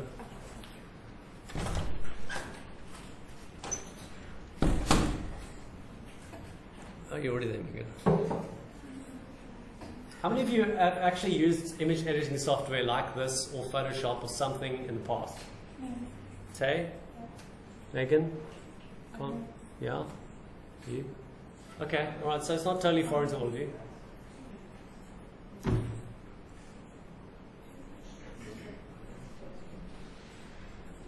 And in first year, you had to hand in like a PDF or something, or a research report or something with a cover page, and right? Yeah? For something, surely last year. You must. Did you hand any digital thing in? You did. Your building construction, you would have had to have done that, right? Yes. The whole plan. We had to print. You had to print it, but it's still was created digitally. You still did it in Word or something. Okay, so most of you probably know how to place a picture.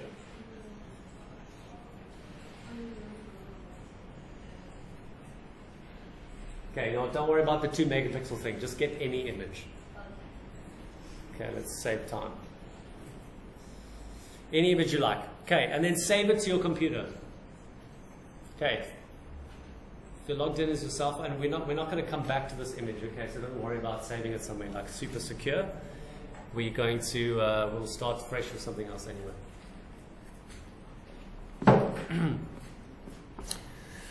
So, have you all got an image? I'm going to find one quickly.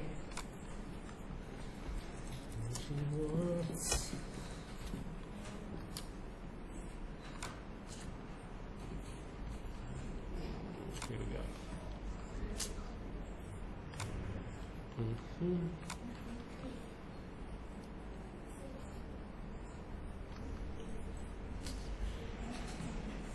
Okay, I'm going to. He's the guy that's in his van, right? Like on his shoulder. Hmm? He's the guy that is in the van. Is he?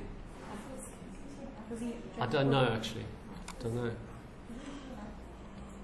Okay, so I've got an image of Reggie Watts and James Corden here. So I'm going to go back to Photopea, which is basically just a tab in my browser. And I'm going to go to File, and then I'm going to go to Open. Okay, and then I'm just going to look on my computer to that image that I saved.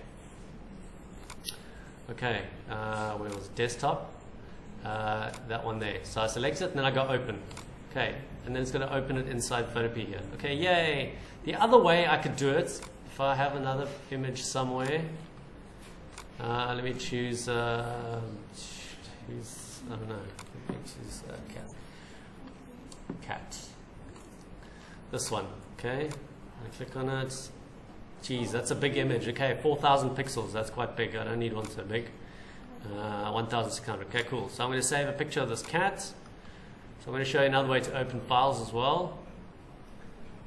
Jeez, my computer needs an update or something. Oh, crap. Okay, so I saved this picture of the cat to my desktop. Okay, so I'm going to navigate to my desktop, and I'm doing it through Windows Explorer. Or if you're on Windows, you can go into the very bottom left corner of your taskbar. Right down there, there's like a tiny little piece, and if you click on that, it minimizes all the windows in one go. Okay, and you can see your desktop.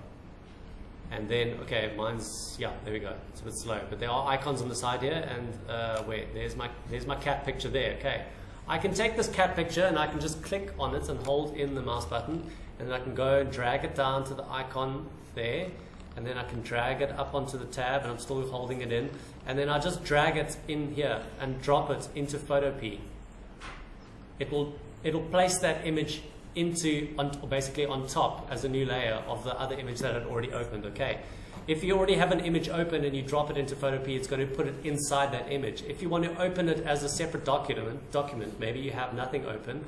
Okay, I can go back to a desktop.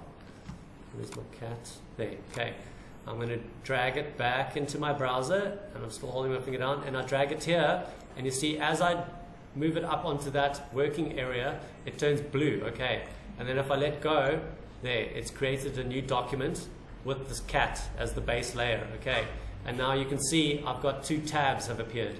The first image that I loaded by going File Open, and the second image, which is the one I just dragged and dropped. Okay, and if you take a screenshot, or if you use the copy function in another program, and most of the time this works, okay, you can simply paste an image, and that will create a new document. But if you have one open already, it will end up pasting the image inside this document. All right, but I don't know if you know what a screenshot is. Hopefully you do. Okay, on your phone you can do it by pressing the power and the camera button together, or whatever the key is. Okay, and on your laptop, and I think on these ones, There we go. Okay, so you've got a bunch of keys along the top, labeled F, whatever, 1 to 12. And if you look a little bit down to the left from that, you've got one that says print screen. Okay, that basically takes a screenshot. It basically saves a little memory of like what your screen looks like at the time. Okay, so I'm going to just go to this cat screen. I'm going to hit print screen on mine. I've got a key for it, print screen. Okay, and it seems like nothing's happened. Okay, but if I go back to Photopea now, and I go to edit, paste, there's my screen. Okay, I took a print screen and it saved that image in its memory, and now I pasted it straight in. Okay, so if you want to get an image by print screen, like maybe you've paused a video, you want a snapshot, single frame of that video, you can pause it, hit print screen, and then you can just paste that copied image into a document here, or a blank canvas, okay, in this program. So those are 3 ways to open files. And I started off with, you can see my layers up here, which we'll get into next week.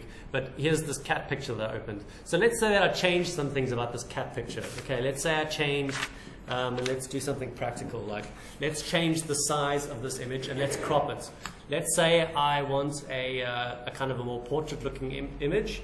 I don't want to lose the cat's face, you know. I would rather crop off part of its body here on the left. So I'm going to go now with my image open, I'm going to go to image, and I'm going to go to crop. Why can't I crop it? Oh, okay, you need to use the selection tool first. Okay, that works a little bit different. Okay, never mind. Let's go into the navigation tools. We'll come back to that when we cover selections. Okay, so I've just opened this picture of a cat, let's say, okay? And now let's say I want to look at it in a little more detail, okay? I want to zoom into my image. I do that by just going down here to the zoom tool. So look on your toolbar on the left, okay? At the very bottom above these 2 little blocks of color is a magnifying glass. If you click on that, you'll see that as you hover over the canvas, it's got a little plus symbol in it. So if you left click now, you can zoom in. Okay, it zooms in a little bit, and you can just keep clicking, and you can keep zooming in and in and in and in until you basically reach the sort of the limits of the resolution of this file. If you keep going, zooming in and in and in, you'll start to see a grid, okay, and pixelation occurring.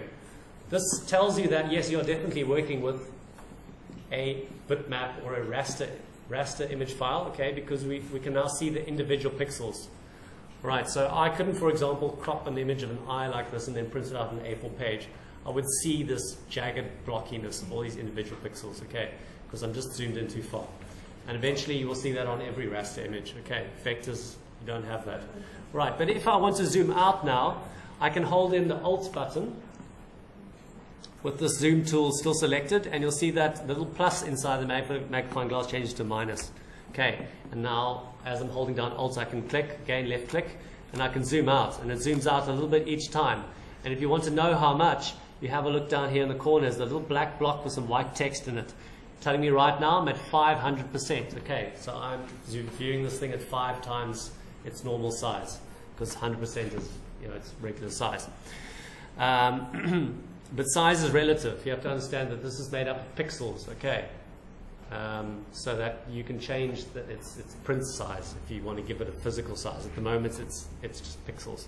Okay, so I hold down Alt, and then I can zoom right out, and you'll see my digits are changing down there. I'm now at 200% zoom, and now I'm at 100% zoom. What this basically means is that if we're at 100% zoom, I'm seeing a pixel for pixel kind of likeness. Every pixel that makes up his ear is represented by 1 pixel on my screen. Okay, 1 to 1.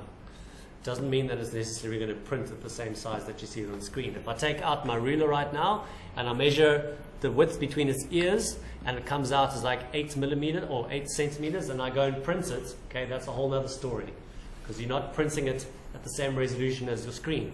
My screen is probably about 72 pixels per inch, okay, but printing it is going to be about 300 pixels per inch. So that image is going to come out a lot smaller, okay. So that's, but we'll come back to that over and over again. So that's the zoom tool, okay? Did that work for everyone? Yeah, I'm going to assume it did. Okay, now if you want to slide your image around, and this is like panning in AutoCAD, okay? If you want to be able to look up, down, left, right, there's a little hand tool right above the zoom tool. You can click on that, or you can press the H key on your keyboard to go straight to the hand tool. Okay, now you can just click and hold with the left mouse button and you can drag the image around. Okay, and another way if you want to zoom is just scroll with the wheel in and out. Oh, excuse me, when the hand tool, scrolling moves it up and down. Okay, so you can do it like that. If I'm in the zoom tool, it's the same. Okay, if I hold in Alt, there we go. Yes, if you hold Alt on the hand too, yeah. then you'll scroll. Okay, if you hold in Alt, doesn't matter if you're using the zoom tool or the hand tool. If you hold in Alt and scroll the wheel, you can zoom in and out of the image. Okay, that works kind of all the time, no matter what tool you're using. Yeah, but if you're on the zoom tool, yeah, you can scroll like that. I don't have the You don't have? zoom what the pixels are if you zoom in, like on the side of the wall. Oh, you don't see that? Oh, just make you, it might be cut off underneath your taskbar, is it? Oh yeah, that's why. Okay, I have rulers turned on. Oh, there we go. Okay, so you guys are not seeing your current zoom because you don't have rulers turned on. Sorry. So if you just go to Window, View, and then you go click on Rulers, or you press Control R, it shows you the rulers over here. And right now, I think it's measuring this image in pixels. We can have a look. If we want to see the properties of this image, I can go to Image, and go to Image Size over there. Okay, and this tells me the current size. It's 1600 pixels wide by 1344 high. DPI 72. Okay, that's my screen resolution basically. And so I can change the image size here. If I want to make this a smaller file, okay, I can reduce the size of this image. That's going to lose half of the information. It means that when I zoom into it, it's going to appear more blocky than if I didn't change it. But let's just do that anyway, so that you know how to do it. So I can change this image to, let's say, 800. Okay. But right now, the height should change proportionately if you've got this little chain link thing clicked on. Okay. Because generally you want the image to scale the same way width-wise, as you do height-wise. Otherwise you'll end up squashing the image. Okay, so I'm going to turn that off for a second. I'm just going to close this and go back to it again. Image size. It's turned off right now. So now I'm going to change the height to something like 300. But I'm going to leave the width the same. Okay, and don't worry, just make sure the resample is ticked over there. And I'm going to go OK. There we go. Okay, so it left the width the same, 1600, but it made the height 300. Okay, so that is why you want to leave that chain thing on. If you do actually want it to be squashed like this, then go ahead and turn it off. But I mean, that's a bit of a screw up. Okay, so I want to undo this change that I made. So it's like most programs. You can press Control Z or Command Z if you're on a Mac. Okay, or you can go to Edit and you can go Step Backward. Okay, you're basically stepping backward in time, and there it is, Control Z. So there, I can just undo that image change that I made. Okay, if I go back to image size, okay, I'm going to turn that little anchor, or not anchor, that little chain link icon in, so that whatever I change to one of these values, the other one scales proportionately. Okay, so I don't end up with that squashing effect. So let's say I'm going to change this now to 800, and this will come down when I click on it. There, 672, okay. And now I've got PX selected. Okay, if you want to view this not in terms of pixels, if you want to think of your image from a print point of view and be working within millimeters the whole time, you can change that over there. Okay, millimeters. But then your DPI should change to 300 as well. Okay, but for now, just leave it on pixels. So there, I basically halved the value. Okay, so it's going to be half as high and half as wide as it was before when I click OK. So I'm still going to see an image of a cat, but there it is much smaller now. Okay, and if you turn on rulers, now when you zoom in, you should be able to see the current zoom that it's at right now, 66.67. So that's exactly 2/3 of its actual size. Okay, there we go. I'm at 100% now. Okay, before I resized this image, 100% would have shown me a lot more information. If I go and zoom into this cat's eye now with the zoom tool, we can see that its pupil, this little slit pupil there, is maybe like 3 little dark pixels wide. Okay, and I'm at 1200%.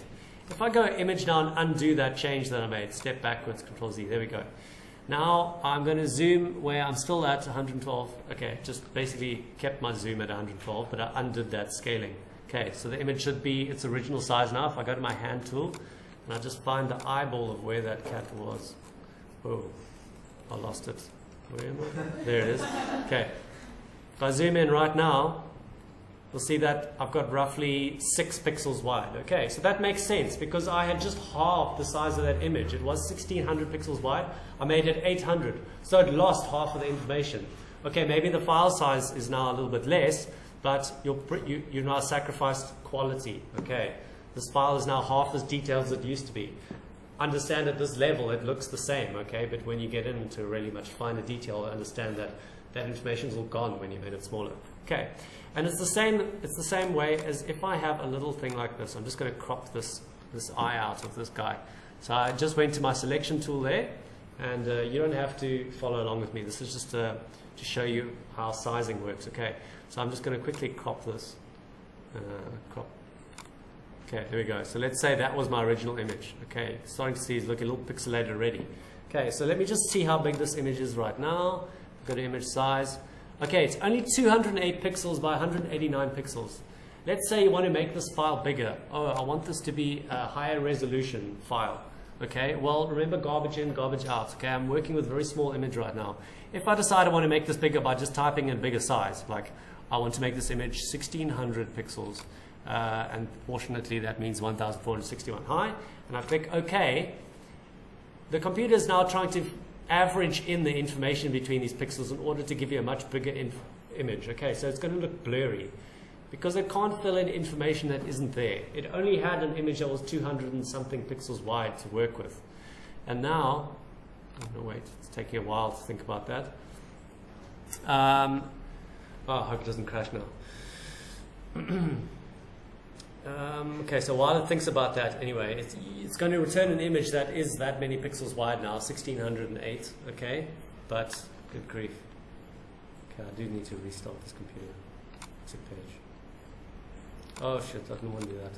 Okay, I made a mistake. Never mind. So it's going to end up giving me this, oh snap.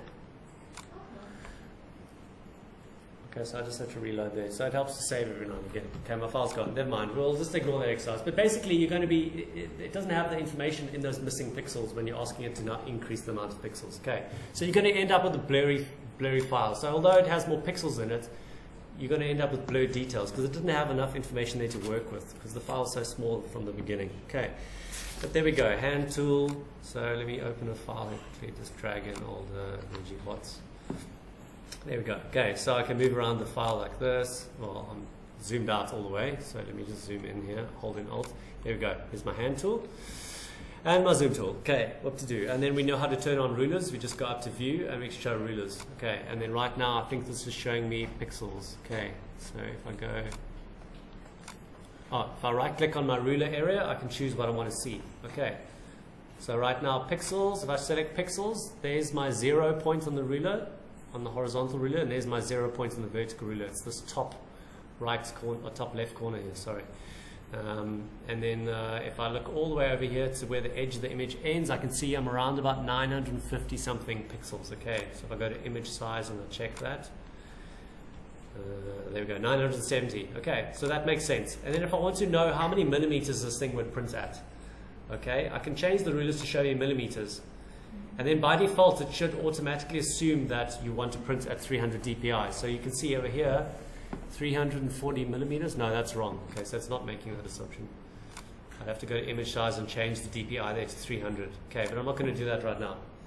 It's more just to introduce you to the interface and how to move around stuff. Okay, and we managed to change the image size.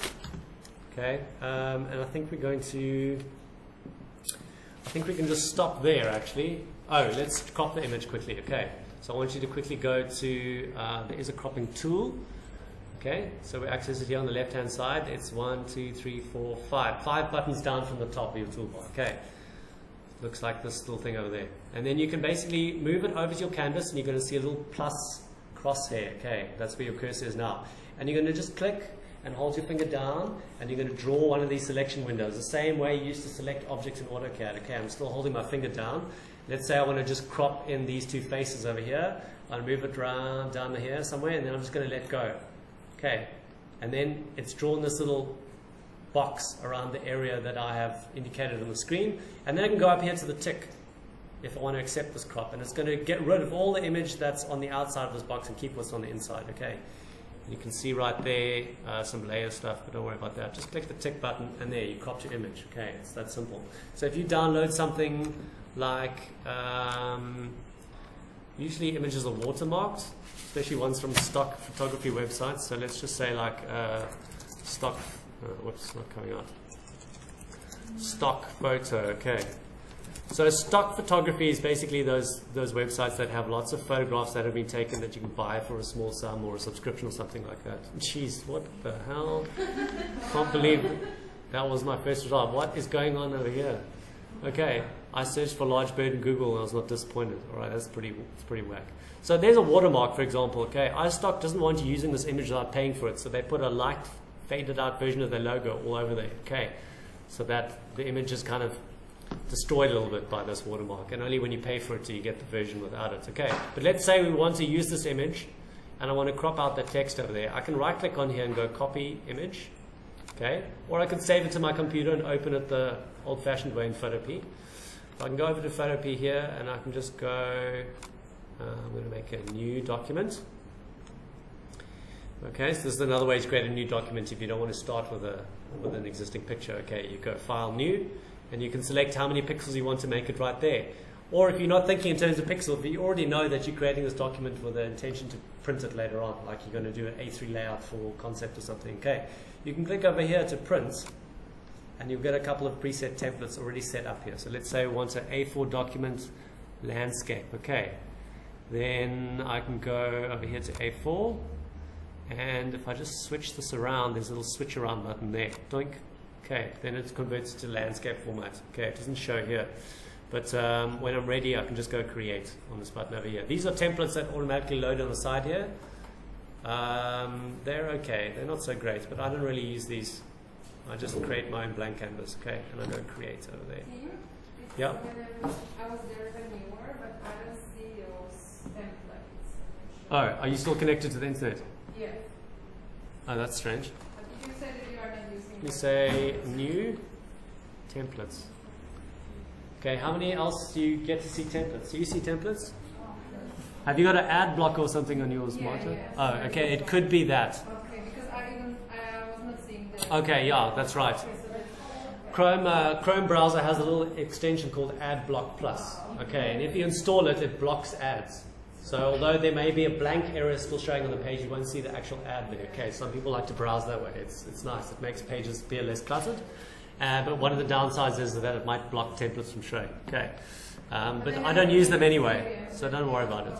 Okay, so when you've selected a preset template for a new document that you want to create, okay, in this case it's a print document, you can just change the particulars over there. You can specify in millimeters how long you want it to be. Why did that get so big? 102. I want to click on A4. Ah, there we go. A4, and then I'm going to switch these around. There we go. That'll give me a landscape. Now the width is 297 millimeters.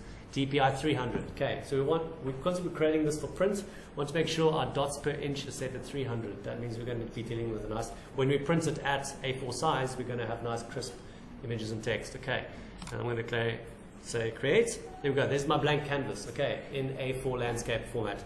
If yours is not landscape, it's simple to fix. Just go to edit, go to transform, and then go to rotate. Okay, it's there on the screen, if you want to follow on the projector. You broke this month. Oh, shit. No, I'm busy with I need to pay staff today. Oh.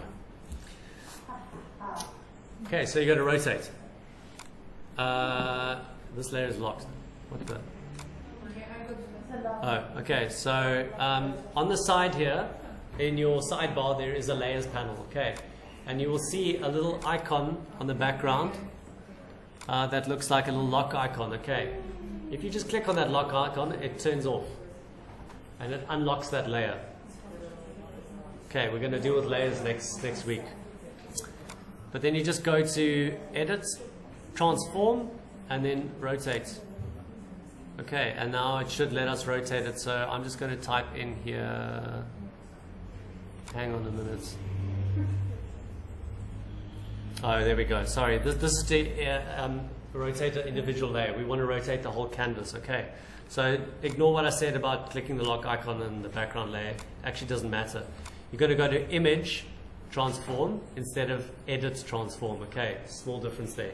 Image, Transform, and there you can rotate 90 degrees counterclockwise, 90 degrees clockwise. Sorry, other way around.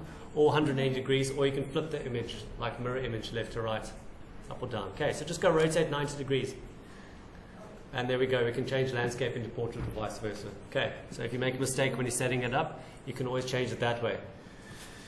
Okay, so we can resize an image, we can crop it, we can rotate it, we can pan around it, we can zoom into it. Okay. I think that's it. I'm not going to like kill you in the first week. All right, so we can just adjourn there. So yeah, next week we're going to look at, that was actually already chapters 1 and 2 that we covered. The first one was just the introduction to Photopea and how to open the program, and then the workspace, so toolbar, file menu, that kind of stuff, navigation. And then we'll start with chapter 3, layers, next week. Okay, so I'm going to make the notes available digitally, like I said. But basically, this is what they look like. We did chapter 1 introduction today. We did workspace, okay, sidebar, working area. And if you forgot anything I said today, you can refer to these notes and just remind yourself. Opening and saving files. Okay, there might be one or two things I missed out here, but we'll figure them out in the next lessons. Scaling the image, cropping the image. Okay, so we're going to start here with layers next week. All right, and just remember, don't show up here on Thursday in this class because we're not going to have one. Okay, we did you all in one today. And then I'll figure out the groups this week and I'll let you know who's in group A and group B, and then from then on you will only attend DP1 on that particular day of the week. So you will only see me once a week for this subject. If you're in both classes, you're doing something wrong. Unless there's extra space and you're so struggling with something, you can totally attend the other class, okay, if there's a few seats open, and then you can basically like have deja vu where you hear the same thing twice. Maybe it'll help you, maybe not. And we'll do a class tutorial as well, so be here. Okay, thanks.